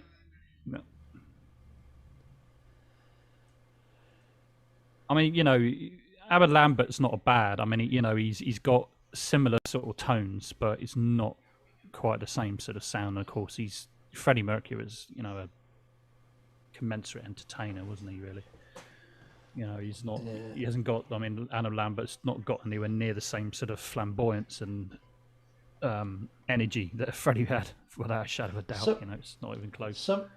Somebody actually came looking for me with a free ticket for me for the Nebworth show, the very last one they ever did. Oh, really? Yeah, all I would have had to do was drive to Nebworth. Oh, damn, you missed. Alan. Well, sorry, drive us to Nebworth. Yeah. And I was away. That would have been from Coltishall, but I was away in Hornchurch picking up my new car. Yeah. As you do. I mean, even at that time, and he was, he was looking really ill. But there was no anything official came from him that he was even dying at that point. He didn't actually announce it properly until less than a week before he died, I think, wasn't it? Something like that. Oh, it was very, very close to the end when. But everybody knew. Yeah, everybody knew. It's, a whole lot of people dying of AIDS, so they all knew, because they all knew what Freddie was about anyway. So, and there was always lots of rumours before that anyway, so everybody knew.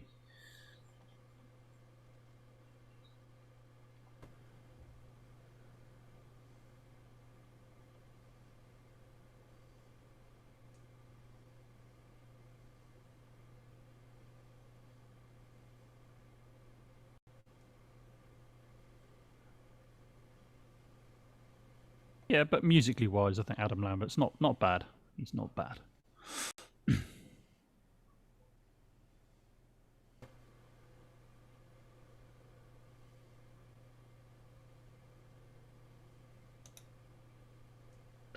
think I've got enough videos.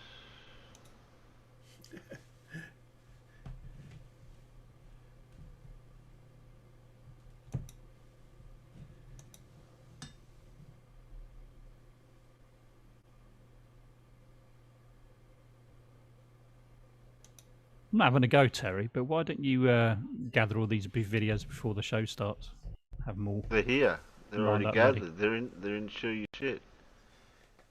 No. What I mean is, so you pick out, which ones you're going to do in which order, sort of thing. So you have them all ready in like a, I don't know. Well, there's even no like a particular order notepad or because I something. just read through them. I've got Yeah, but it some saves you in the time reading through them. fan during the show, positively sort of montage.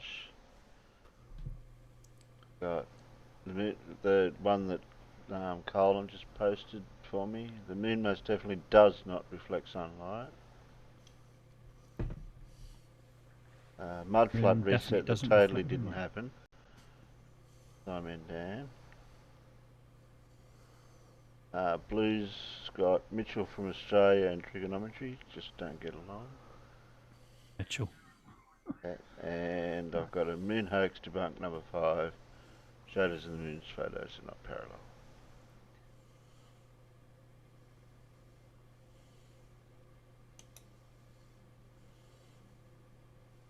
I'll play this one Colin sent me. I'll see what this one's all about.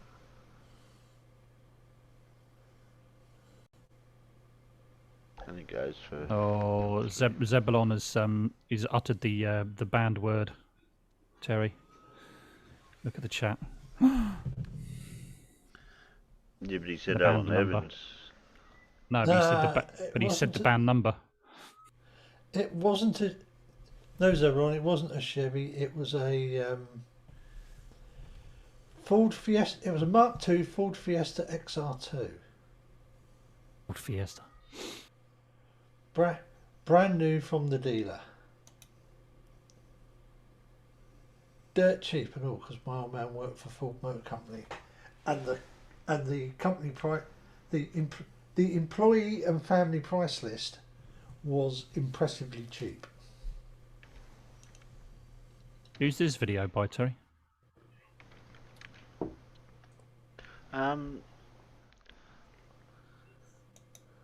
In Rem.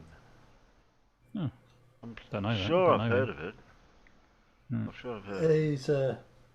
He's a flurf. Oh, he's a flurf, is he? Yeah, I'm sure he remembers a flurf. Apparently the moon doesn't reflect sunlight, apparently. Good morning, folks. play, How Terry. you doing? It is 9 a.m. right now on September 25th, 2021. This video Oh, I know footage here is from about 8:15 this morning. It is local from the 46th north latitude, 117th west longitude, and it's very telling. Just by this observation here, where would you actually think the sun was? You would obviously think that it was up there somewhere. Just by the illumination pattern that you're observing. I'll let Really? this video speak for itself. I will interject and tell you my thoughts on it, however. Yeah, that'll be dumb. Very, The sun's clear down over here. This telephone pole is about 50 feet behind me. The elevation of the sun is right even with that transformer box on the telephone pole. It's about 7 degrees, 15 degrees, somewhere in there. I haven't looked. And here's the moon, and it obviously looks like the sun is up there. But actually, the sun is coming towards, it's behind us over here at this elevation, behind us, directly behind us. But it obviously looks like the sun is up there. And if the sun is down here and it reflects the moon reflects the sunlight, why isn't that entire moon illuminated? What an idiot. Where's the sun? Going He's right geometrically across these challenged, trees right? here. Yeah, exactly, I mean, hey, that tree, exactly. the trees are all pretty level going across there. He's something There's challenged the anyway. moon. Looks like it's up there. And here I'm doing the pinch method. My other phone was a pinch method for zooming and zooming out. And I've never really thought about it, but I'm sitting here trying to pinch this to get it to No, zoom. you've thought about anything, have you? Now I'm going to go right across the level of these trees. Thinking They isn't are your thing, very is it? level across. You can see the sun is below the level of the trees over here, while the moon is below the level of definitely the trees. above Yeah. the elevation. Stand a bit Looks closer, like and it'll be much moon is below the being trees. illuminated Yeah. if it were What an being idiot. reflective from up in here. This is where I'm trying to get it to pinch, and then all of a Well, if sudden he walks here towards the sun, he somewhere, might start getting a I bit hotter, realized wouldn't that he? only Because my it's, you know, it's that index close. finger touched it, and it zoomed out. And I went, hey, wait a minute. But anyway, I'm coming back over here, showing the elevation again, making sure I'm getting it all. And you see the elevation is at So you that think because transformer the box. sun's There's there, a it's going to transformer light up box, the and the whole moon is moon? clear up here, and it looks like it comes up. Yeah. It's being illuminated from up over there, and that's Oh, what I God. figured it out. Yeah. That's what it is. It's just a line draw on this camera. It's not a pinch. I said, yep, it's a line. It's not a pinch. So I figured out something new. How do these knob sockets continue to screw this up? I I got know. no Anyway, idea. It's Yeah. not a No, challenge. quite interesting and telling video. I never heard you say knob sockets Picture's before, worth Blue. That was 1,000 quite words. funny A coming video from you. must be worth 1,000 pictures. Well, folks. Been hanging around you guys too much. Yeah. He's obviously trying to win the it's not a challenge. Yeah. Mm. Thanks, Blue. Oh, no, I'm not even going to say it. There's no point. What's the point? Just, it's pointless. Everybody knows where he's gone completely fucking wrong on this. Yeah.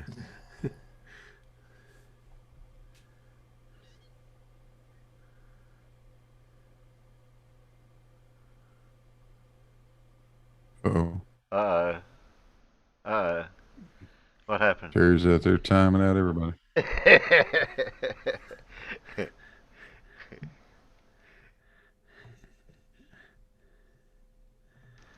They're testing me. I thought you were going to time me out. I thought did. you'd done that by now. Oh, I did. Did you? Oh, you have. All right. He did. Oh yeah. Oh yeah. He yeah. did, and Yeah. Looked a bit further. Yeah. So he has. Surf and Judy Bassett were collateral damage in the attack, apparently. Yeah. What did they get timed out for? Oh. Ah.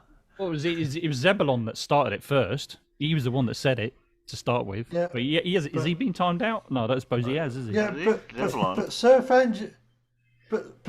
and Judy did also join in the fun and game. No, they wrote But you, for. Terry, They wrote the word for. They didn't write the letter. oh, that for. doesn't really matter though, Terry. Yes, No, it you does. you need to time you. No, it doesn't. You need to time yourself out because you wrote the number 4, so it's still the same thing. You need Okay, to I'll time yourself myself out then.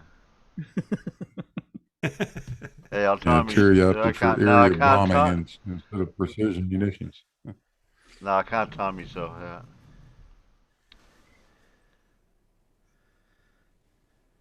Well, you have to be able to write the word for, not the letter. You're just changing the rules as you go along, Terry. You No, just it's make it rule up D. as you go Rule along. D You just- you is just- the one after rule 3. You're like Lindsay. You're making things up as you go along. How about using the word FOR? Is that allowed? Yeah, that's 4.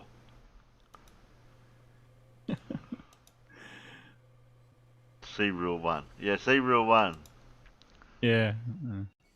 Oh, Vroom Fondle's gone for 3.999999999. Well, that's 4, Vroom Fondle. No, it's not. Yes, it is. He hasn't written the word 4 or even the number 4, has he? In 3.9999999. Might be close, but it's not. Oh, As boy, long as you better don't keep say quiet, repeating. Yeah, it doesn't say repeating. Yeah. Yeah. As long as there's a finite number of 9s there, it's okay. But as soon as those 9s repeat infinitely, then it's 4. 4. Well, he stopped out. He count the number 9s. He stopped there, so it's not infinite, is it? So, That's all there you right. go. Yeah, so it's not 4. So he's fine then. With a 200 character limit, he couldn't get anywhere near. No, Anyway. There's going to be no one left in in the chat if they keep this up.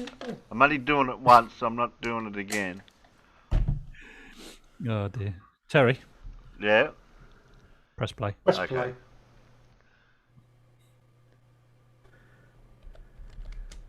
Well, I didn't know whether to do the Simon Dan fan positively montage. There's that one.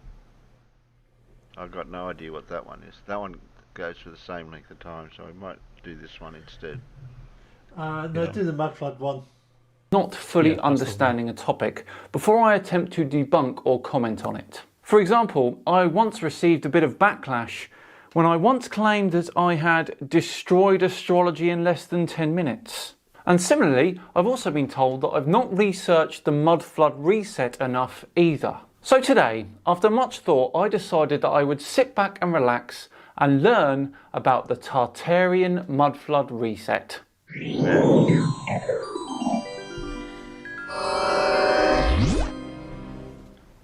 Hello all and welcome along to another episode of Tinfoil Tuesday with me, Simon Dan. Thank you very much for joining me. Before we begin today, I want to point you in the direction of the Runman Dan channel. It's something I've started, been doing for a while now. I've recently completed the Andover Trail Marathon. Please do take a look. The link for that is in the description.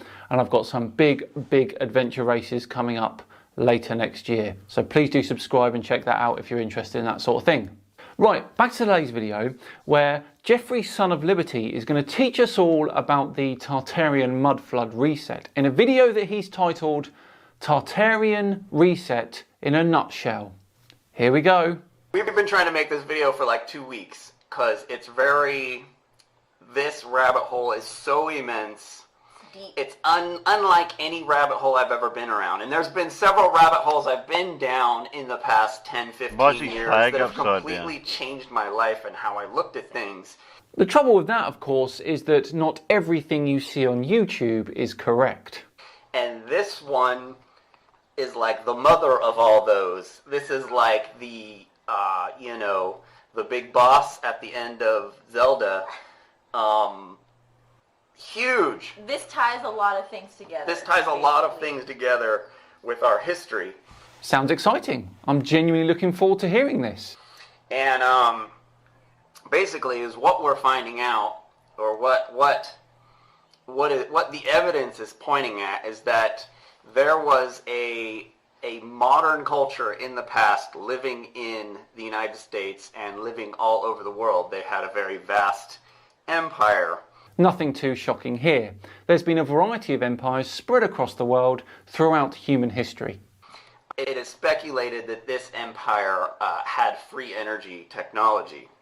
Okay, first red flag for me. There's no such thing as free energy. You can convert one energy to another, but there's always a cost. Even solar power isn't technically free because the sun would have lost a small mass of hydrogen in the process of making that energy. The only thing I can think of here is that Jeffrey is talking possibly about supplying energy for free, which is fair enough. But again, there's always a cost, and nothing can be supplied for free if it's not sustainable. And they weren't they were quite advanced for their time, them being around in the 16th century to the early 19th century, correct? Yeah, but I believe so. I mean, it's hard to say. But basically, if you look at any map or almanac pre-1800s, you will see mention of a place called Tartaria. And I've mentioned this before. Tartaria was a blanket term used by Europeans for the area in Asia between the Caspian Sea and the Pacific Ocean in the west. So technically it was an actual area of the world, an area that had Tartarian people. But, like a lot of empires, they fell for whatever reason and new regimes took hold. And it is basically where Russia and Mongolia is in Europe, which is a huge place. And then you will see, if you do more research and find older maps of like the 16th century of North America and the east coast of North America, you will see many cities that are Tartarian cities on the west coast of the United States of America. I think the belief that Tartaria had a hold in North America is an incorrect one, based on a few misunderstandings and apparently some badly translated Latin when looking at old maps. In what year? What, the 16th century? So 16th century, the 1700s? Oh dear, the 16th century was the 1500s, buddy, not the 1700s. That was the 18th century. There was huge cities, giant buildings, giant buildings in these cities, a very specific architecture that you will see all over the world, and in every city, just about every city in the United States, you will see an immense amount of this architecture. Even on the West Coast. Even on the West Coast. They call it Greco-Roman, they call it Victorian, they call it a lot of things. Greco-Roman and Victorian are two vastly different architectural styles from two very different time periods. Victorian, for example, came over 300 years after the 1500s. But those words that they're calling it are simply distractions.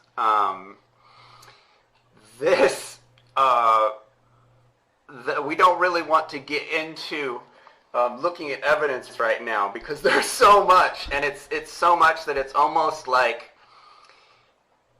both me and her, like she'll go to work and she'll be looking up some stuff and I'll be looking at things and we'll just be like, it's a mind, your mind is blown every 30 minutes of research down this rabbit hole. We can't, so it's going to be just the beginning. Yeah, we're just kind of trying to, we're letting you know that we're going to start making a series looking at this stuff, but... Okay, well, give us what you've got then. Everyone, can go do research on this in their own cities because these buildings are everywhere. The existence of these buildings, in my very humble opinion, doesn't prove anything. Please can you confirm to us how it does, or even imply what they infer? Some of them have been refaced. Many of them have been refaced. Yeah, many of them have been toned down to not look so old and foreign. Oh no. Yeah. They're very, very ornate, very large castles, basically. I mean, giant buildings that we just weren't making in the early 1800s while we were having wars and basically the United States was, there wasn't anything built here. And it was hard life, and supposedly according to history, we built all these giant buildings in all these cities, these huge tons and tons and tons of buildings with no skilled labor, no businesses who have been quarrying bricks. Like this was all from scratch. Like within 100 years, if you go by history's terms, if you look at pictures of the city you're from in the 1800s, you will see a very specific red brick architecture. So what's our excuse here in the UK? The Houses of Parliament were built in 1840 and Buckingham Palace in 1703. And don't even get me started on these guys.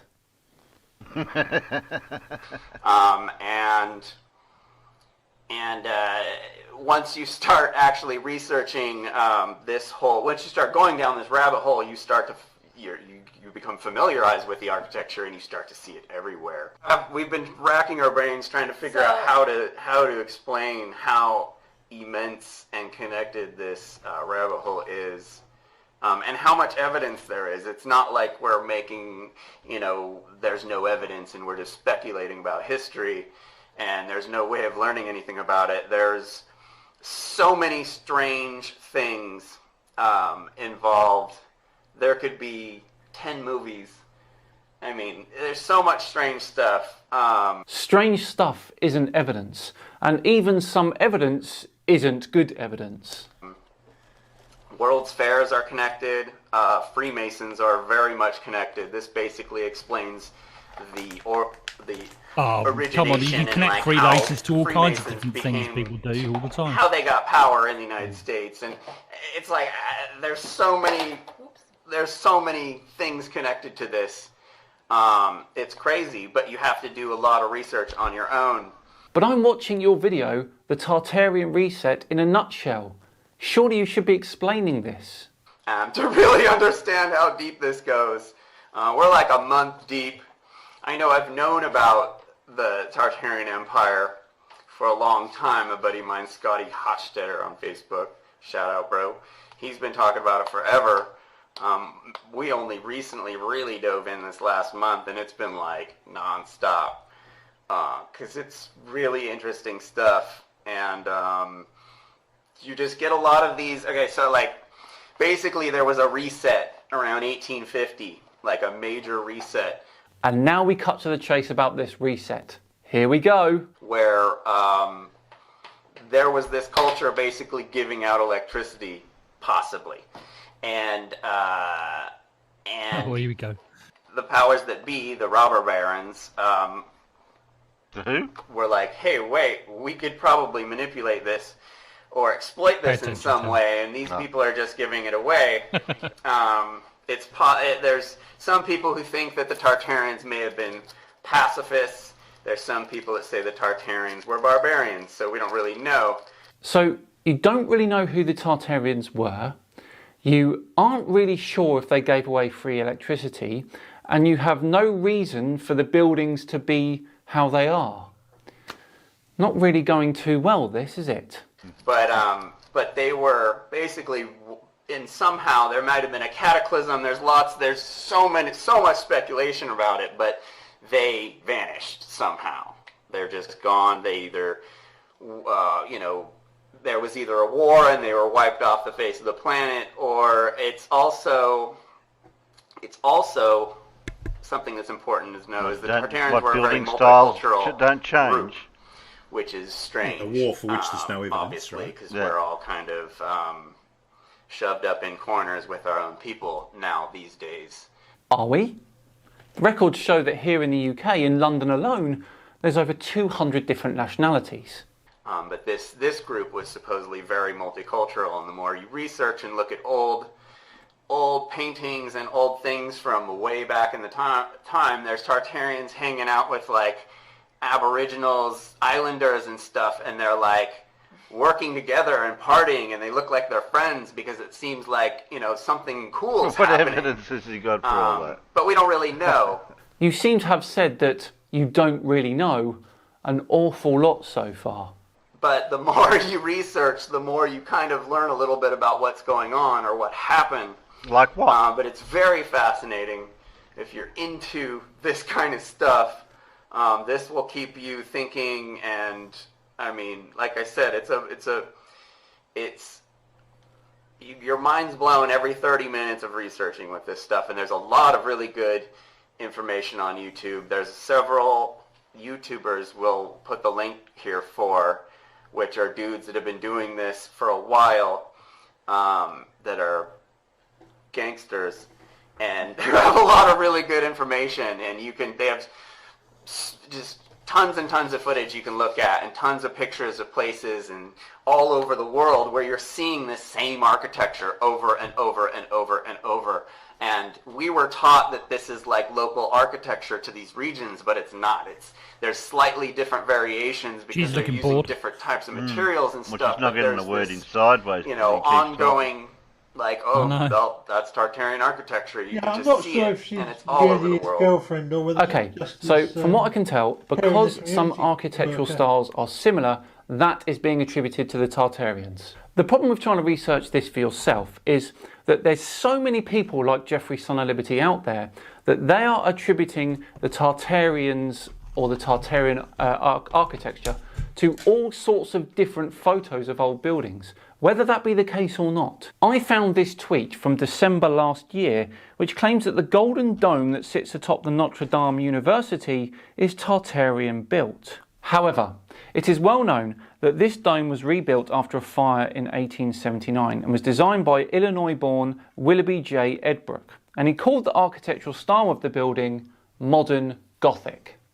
And so the Tartarians were they had the tech that Tesla was trying to figure out. Oh wow, now they knew more about Tesla apparently. Let's stop here and we'll delve into the second half of their video, which promises to be more interesting next month. Exciting times everyone, But for now, that wraps up this week's Tinfoil Tuesday. Thank you so much for watching. If you enjoyed it today, then please do consider hitting that subscribe button and hitting the like button as well. It'd be very much appreciated. I have been Simon Dan. Have yourselves a great day, and I'll see you all tomorrow for the positive comments video. See you then.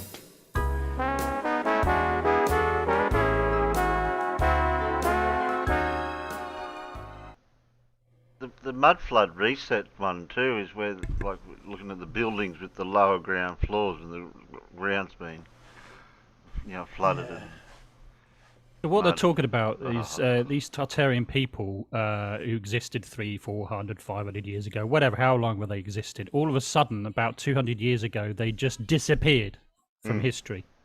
Just vanished, and nobody knows because it was only 200 years ago. Don't forget, 200 years is like a blink of an eye in human history, right? Yeah. It's not really known any time at all, but we've got no idea why they just suddenly just disappeared off the face of the earth. Yeah, okay. But I've got history was fairies. I've got reset. fairies in my backyard too. I don't have any evidence for that, but I know they're there. Hey, at least the Cottingley sisters had photographic evidence of the fairies at the bottom of their garden. Oh, Terry, do you know when you mentioned about the upside down flag at the beginning there? Originally, when you had the upside down US flag, it usually meant as a signal of distress. Yep, but nowadays it's used as a kind of like a means of disrespect. So it's like saying to it's like it's mostly used as like an anti-government thing. It's like, screw you, government, fuck off sort of thing. Excuse my language. Yeah, so that's why they've got the US flag upside down there. So that means you're not patriarchal of the country. Yeah, quite the opposite, really. Well, I mean, they tend to have more pride of their country and stuff like that, but no respect for government or authority. That's pretty much what they think. Wow. So those people are probably sovsits, probably. I would suspect. Yeah. Yeah, looking at her, I keep getting in my head that she actually is caring the community worker. Oh, get that face off the screen, please. Whoa. I can replace it with a verse version of it, I bet you could. My eyes, my eyes, my eyes. Here, press play. Yeah, I'll press play. I'll leave the best till last. That's Blue's video. Yeah. Here You can and fast welcome forward past to this bit. It's the same intro. A channel that burns the nonsense. And welcome to this new series simply called Moon Hoax, where I debunk the most common moonland hoax theories, both old and new, from the era of Apollo from 1969 to 1972. We're going to read that? If you're new to the channel, please hit the subscribe button and hit the bell icon. I was trying to find a colour that would work against it, but I couldn't find anything that would go across the whole lot. So yellow? that was the best I could do. Or green? You know how you do that? You use a font where you have a light colour fill, and then you put a dark. Yeah, I know what you mean. The line around the edge dark, and then that way you can read it either way round. Yeah, I could do that, right? But the problem is with my editor, right? That's it's got a thing that's called credits, and it scrolls it through. But I couldn't do that with the font inside that particular text credits thing. I couldn't do that. So yeah, editors are limited in what you can do with that text inserted that way. Yeah, exactly. So I used Filmora, and I wasn't able to do that scrolling sort of credits thing with what you're suggesting, unfortunately. Yeah, Filmora is not going to let you do it. No, you can't even do that in DaVinci. No, probably not. That I know of, anyway. There's ways around it. Yeah, probably is. Yeah, I'll be interested to hear. Probably is. I'm sure there is. But yeah, I may do with what I had at the time. Certainly in DaVinci, because you just type it all up as a transparent PNG and then scroll the transparent PNG up the screen. Yeah, that you can do. You can't do it in the text. No. In the text, the insert features in DaVinci that I know of. Anyway, press play, Terry. Click on select all, and you'll be notified when I upload more videos. And if you'd like the video, then please hit the thumbs up. But the best thing for you to do, if you comment below in each video, let me know how I'm getting on, and if there's any moon hoax theories that you'd like me to add, then let me know in the comments below and I'll look at adding it. So anyway, let's get on with the video and roll the credits.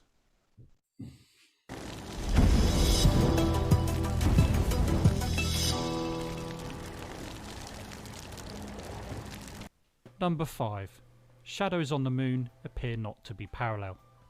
Some photographs taken on the moon during the landings show shadows that are converging. Conspirators say that since light rays from the sun are parallel, any shadows cast by the sun should also be parallel. Shadows that are not parallel are said to be caused by studio lighting, either by a light source which is relatively close or multiple light sources, or even both. The fact is that converging shadows are a well-known optical phenomenon in photography. There is nothing mysterious about it. In fact, you can easily replicate this effect yourself as per this example. This photo, taken only with the sun as a light source, clearly shows how any camera will produce the same effect. This effect is caused by several factors, including perspective, and the way the surface may be inclined or uneven relative to the camera and the light source. Now, if this isn't enough for you, there are two important things to make a note of, and here's the clincher that blows this theory out of the water and into the fire. Number 1. Multiple light sources create multiple shadows. Now, do we see this in the Apollo photos on the moon? No, we don't. Number 2. A light source placed close to the objects would not create converging shadows. In fact, it would create diverging shadows. Do we see this on the Apollo photos on the moon? No, we don't. So you see, conspirators, this is yet another theory, totally and utterly burned.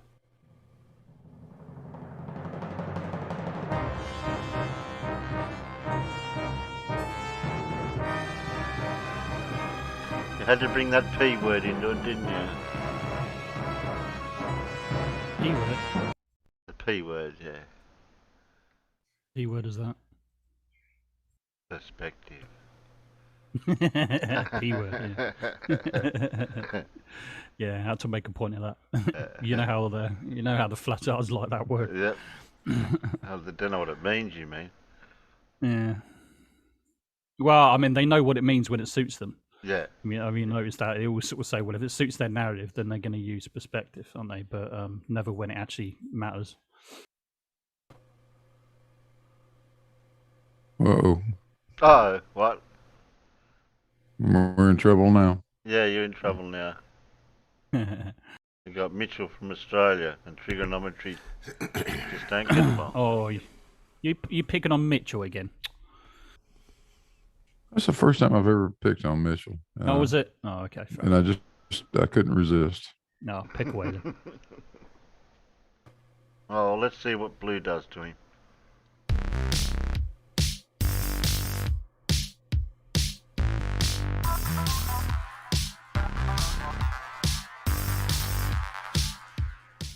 Hello everybody, welcome to Blue Marble Science. How stupid can you be is not a challenge, but some people seem to take it as one. Tell you what, let's let Mitchell from Australia have a go at it. Mitchell, you're up. Warning, severe facial and monitor damage alert is in effect. Get out those oven mitts, push the monitors back out of punching range, and let's light a dumpster fire and have some fun. Mitchell from Australia was trying to do a debunk of something Where's Wally did, and clearly Mitchell doesn't understand the trigonometry, so I thought I would try to help him out a little. Oh, hi, Blue Marble Science. How are you, mate? Oh, hello, Wally. Oh, yeah, Mitchell. He's being a right proper galah, isn't he?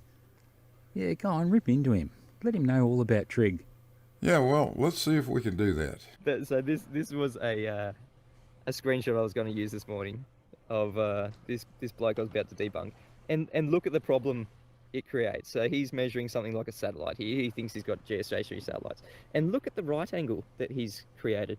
Where's the tip of the right angle? That's meant to be the height from the Earth, which is meant to be over here somewhere. He's put the edge of the right angle over here because he's measuring from this location. So he's thinking he's getting an angle from this location here on the edge of the Earth. He's measuring an angle to what he calls the geostationary satellite. And where's the geostationary satellite's GP point?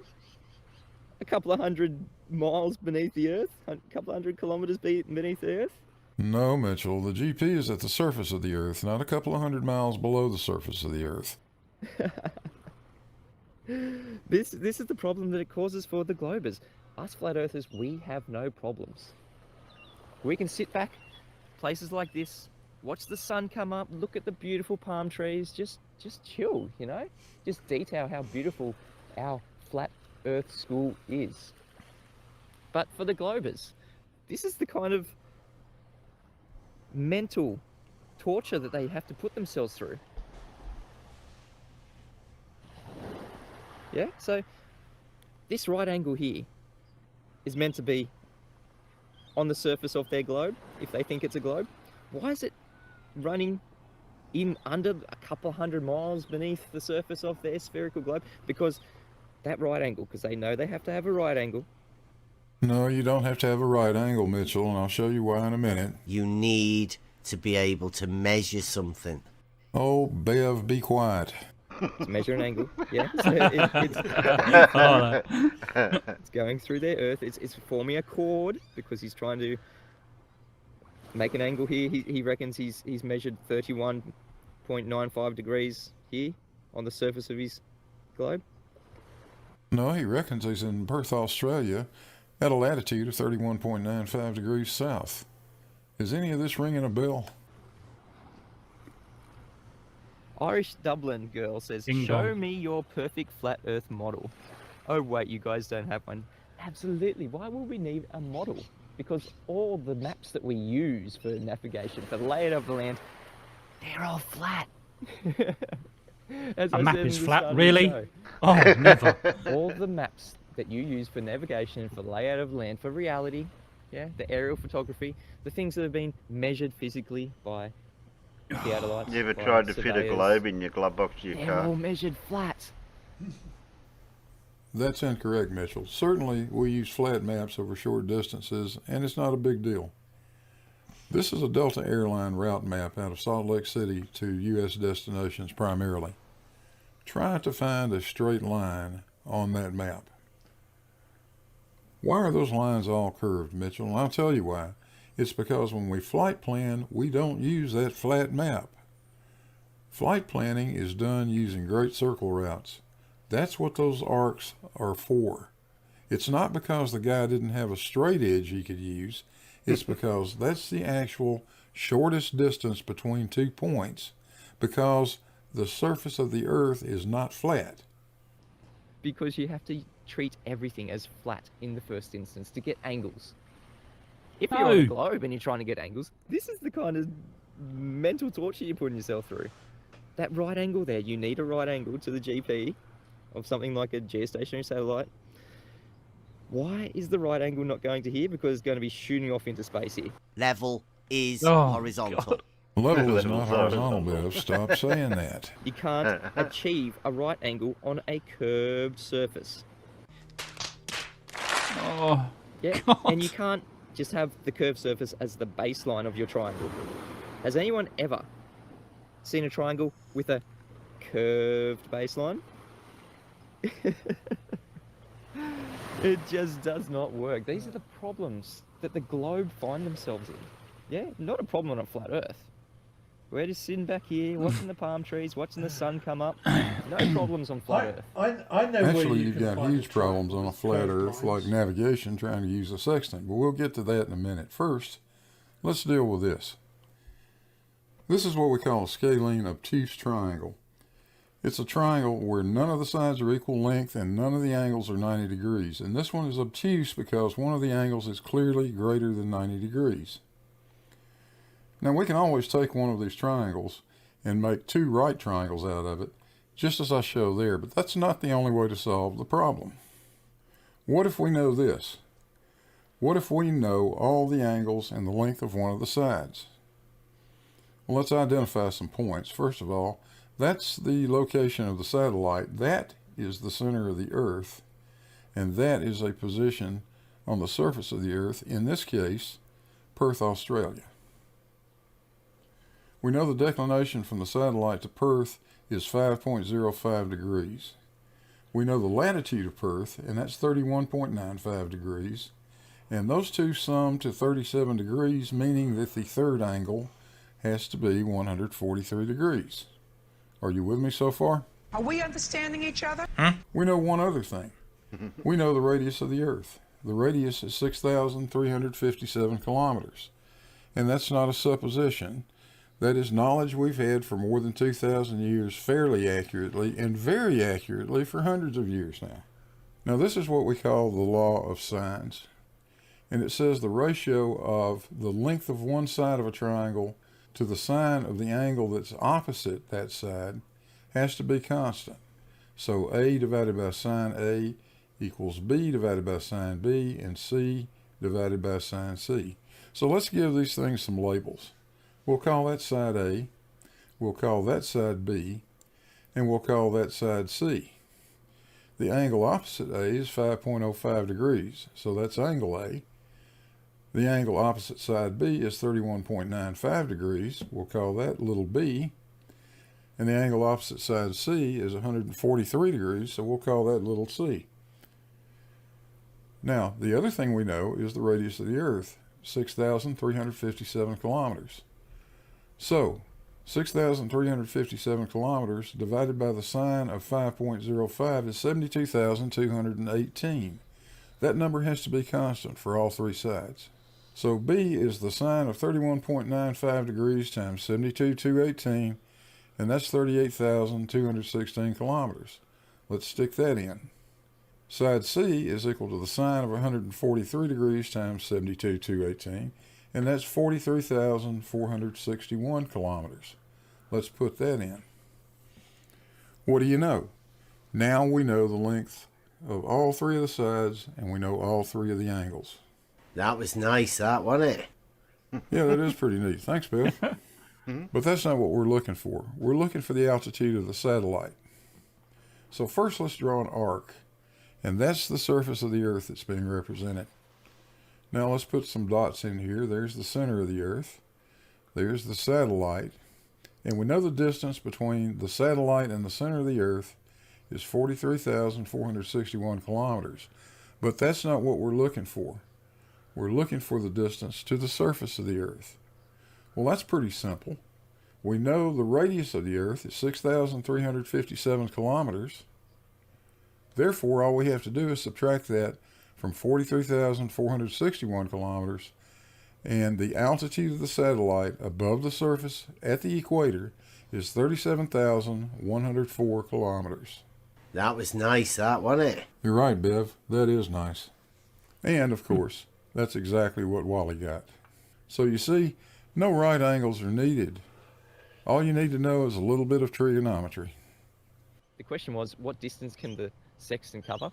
So if you've got an angle to a star of 15 degrees above the horizon, then, as we know, for every 1 degree below 90 from the GP point of the star is 69 miles. So we can extrapolate that out.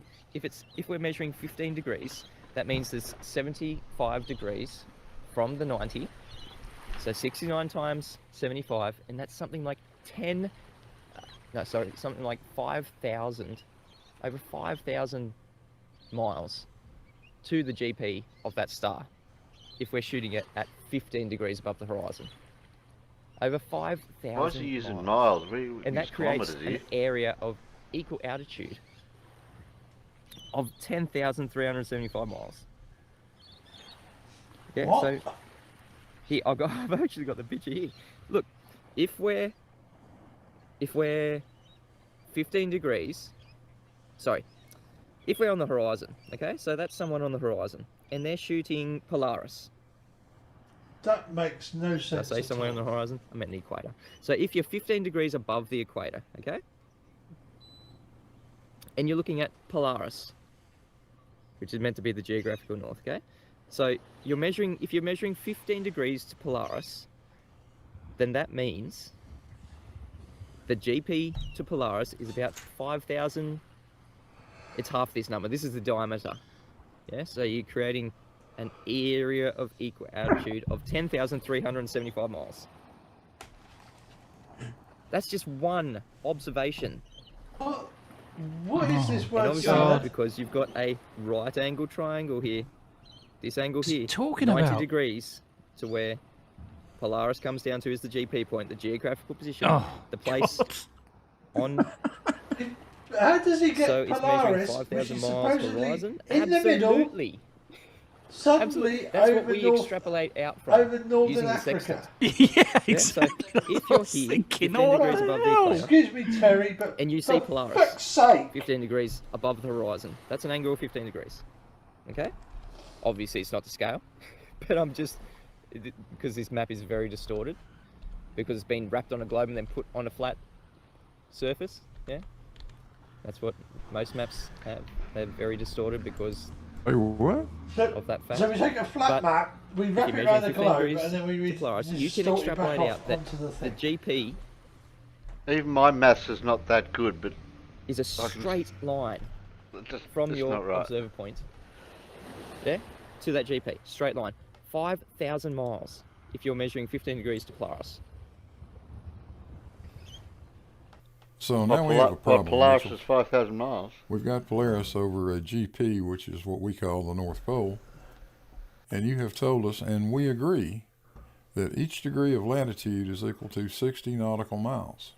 Well, if we're in the northern end of Greenland at a latitude of 75 degrees north, that's 15 degrees from the GP. And 15 degrees times 60 nautical miles is 900 nautical miles. That fixes the altitude of Polaris at 3,360 nautical miles above the GP. Okay, what happens if we go to a southern latitude, let's say 15 degrees north? Now that's 75 degrees from the GP, and 75 times 60 is 4,500 nautical miles, and that fixes the altitude of Polaris at a mere 1,210 nautical miles. How can that be, Mitchell? That was nice, that, wasn't it? How can Wally be in the Caribbean at 15 degrees north latitude, looking at a Polaris which is 1,210 nautical miles above the GP, and then travel to 75 degrees north latitude in northern Greenland and see it 3,360 nautical miles above the GP? Magic. So I've got a couple of questions for you. Number one, can you see Polaris from Australia? Of course you can't. Tell me why not. And number two, what is the correct altitude for Polaris? It can't be in two places, or for that matter, an infinite number of places at the same time. So what is the correct altitude, and how do you ever make this work on a flat Earth? If you come up with answers for either one of those questions, get back with us. In the meantime, hey, thanks for watching. I hope you guys enjoyed it. Don't forget to hit the like and subscribe buttons down there. Tickle the little bell if you want notifications. Shout out to the patrons and PayPals. I appreciate everything you guys do. And we'll see you on the next one.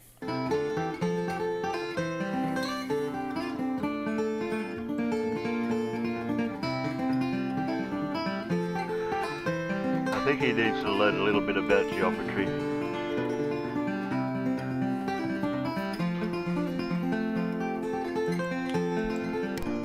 Needs to learn a lot about a lot of things.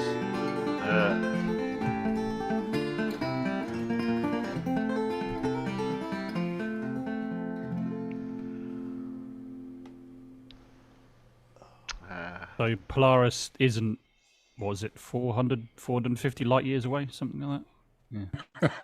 Yeah. Can't be according to Mitchell's geometry. Yeah. And of course, if you're 45 degrees north, Polaris is like 3,105 miles high. So according to him, it's varying distances away depending on where you are on the flat Earth. Yeah, it's strange that. Sorry, that was sorry, that was statute miles, not nautical miles. I think Yeah, I it was really wondering matters why in he this was case. bringing up miles when we use kilometres. That was a bit strange.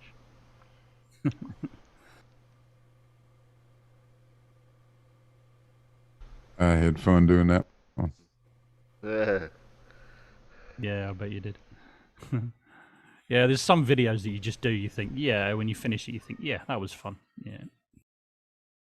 Well, this like that one. It's even better when they try to say stuff about something that people know about, like the maths and geometry. That when you know they're wrong, they don't know what they're talking about. I was tempted to derive the law of science for him because it only takes a second to do it. But I thought I'd probably push the envelope a little bit. Yeah. one step at a time. One step at a time. Yeah, baby steps. Exactly.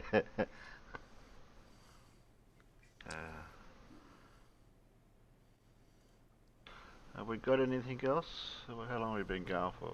We've been doing our 3 hour. That's our limit. Oh yeah, room fondle. Absolutely. Shout out to Bev. Thanks for the help, Bev. Really appreciate it.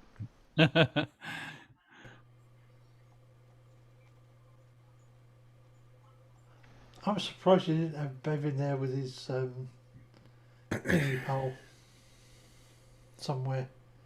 Or did you and I just missed it? Yeah, I heard Rumpus and Farmers were still sorting stuff out with the Bedford level. I don't know. Yeah, Rumpus ended up going on Sunday or not? They went. They didn't live stream anything. Okay.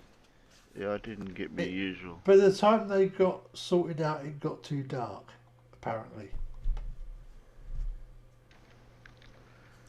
Yeah, I usually get pictures, or like he did last time, went live on his phone. What, I had my Rumpus be headphones. disorganised? I had my headphones off there just for a second. Was that were you talking about Rumpus's experiment?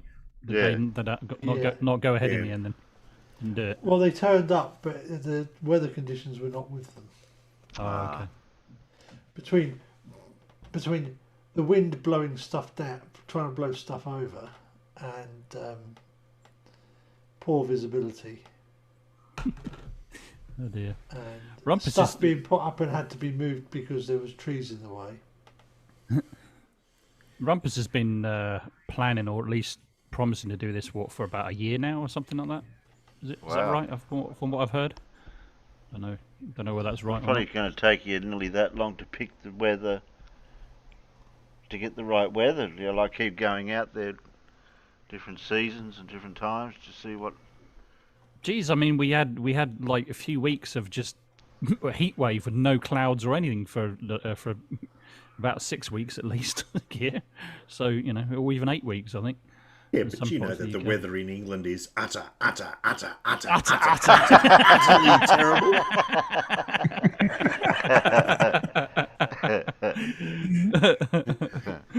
I'm not sure whether to laugh or cry about that because our weather's not that bad all the time. Are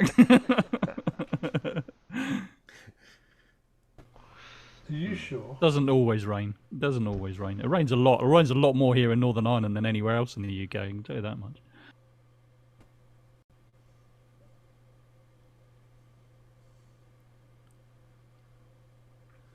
Well, there's nobody in the Perspectives chit chat live stream, so that place is completely empty. Geo's got a new Discord called Earth Awakenings, where people are going there to hang out now. Looks like a couple of regulars from Gems and Brandon's channel. Yeah, they've all scurried over there to that new server. You joined that one too? Yeah, I had. Yeah, I see, joined yeah. it. Yeah, I see. Yeah. I've yet to say a word. Yeah. Geez, it took a bit of hoops to jump through just to get your voice heard on the voice channel part. Isn't that the truth? I did everything I could do. And then I got to the voice thing, clicked on that. Oh, I'm still muted. What's going on here? told Gio I could break into the CIA headquarters in Langley easier than I can get in his damn server.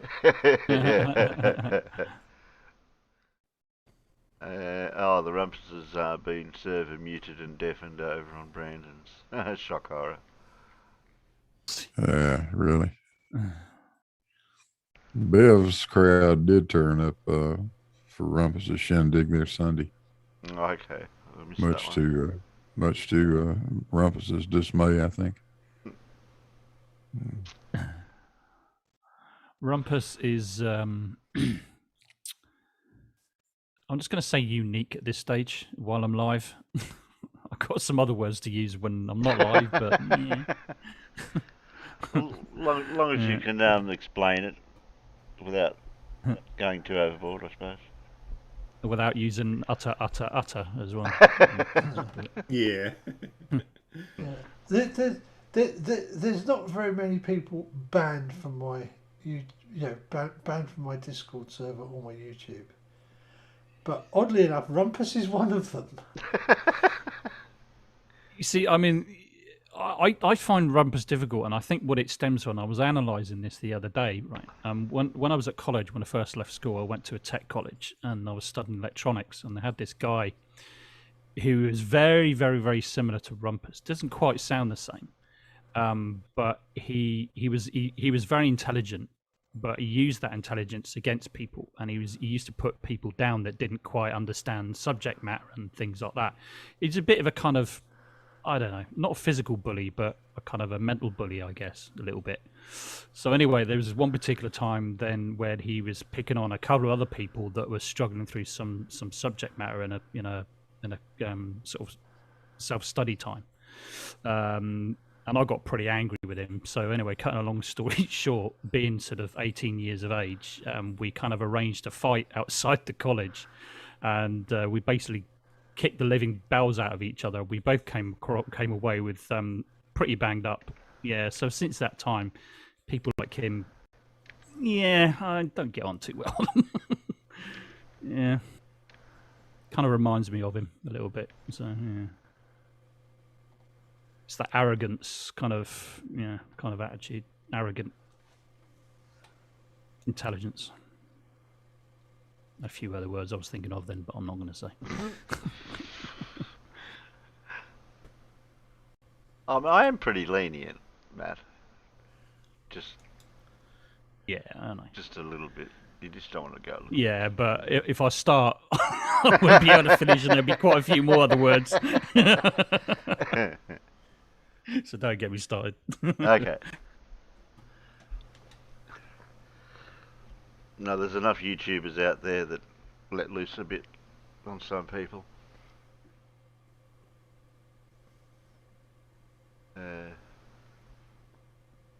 You can get a little bit emotional, which is hard to control with some of these flirters. Yeah. Okay. Oh, thanks, Alan.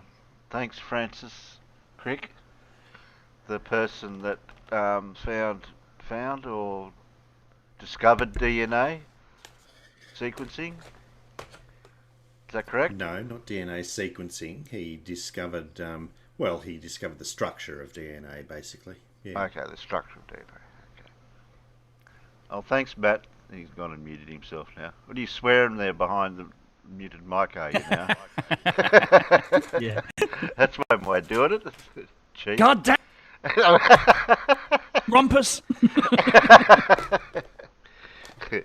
Oh, thanks, Blue.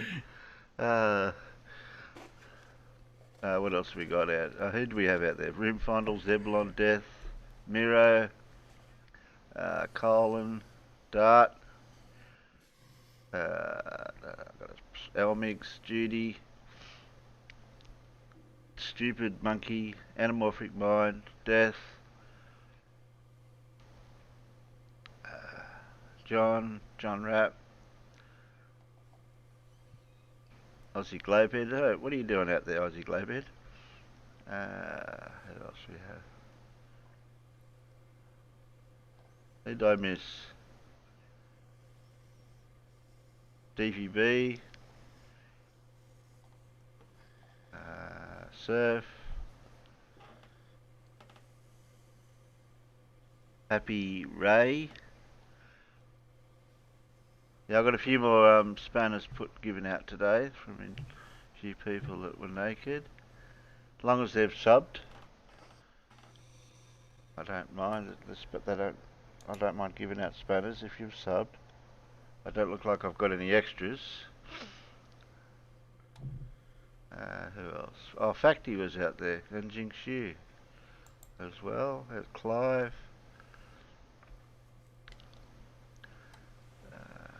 Still scrolling, still scroll.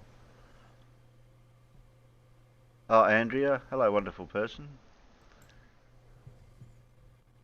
And Colin. Did I mention Colin?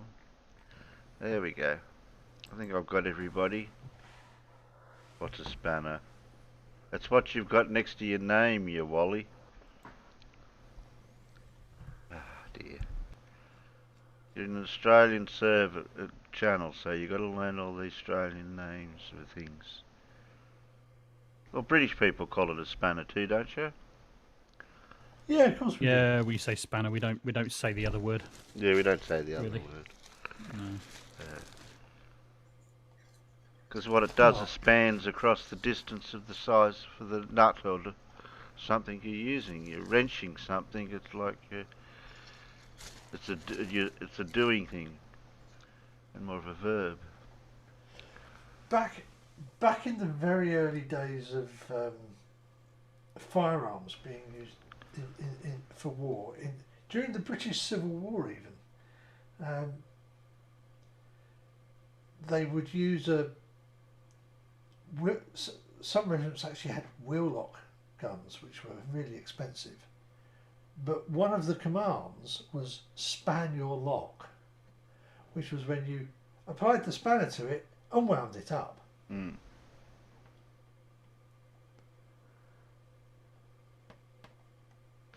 Okay, that was a bit of information, whether it was useful or not. Yeah, just random shit that comes out of others' brain. Yeah, that's it.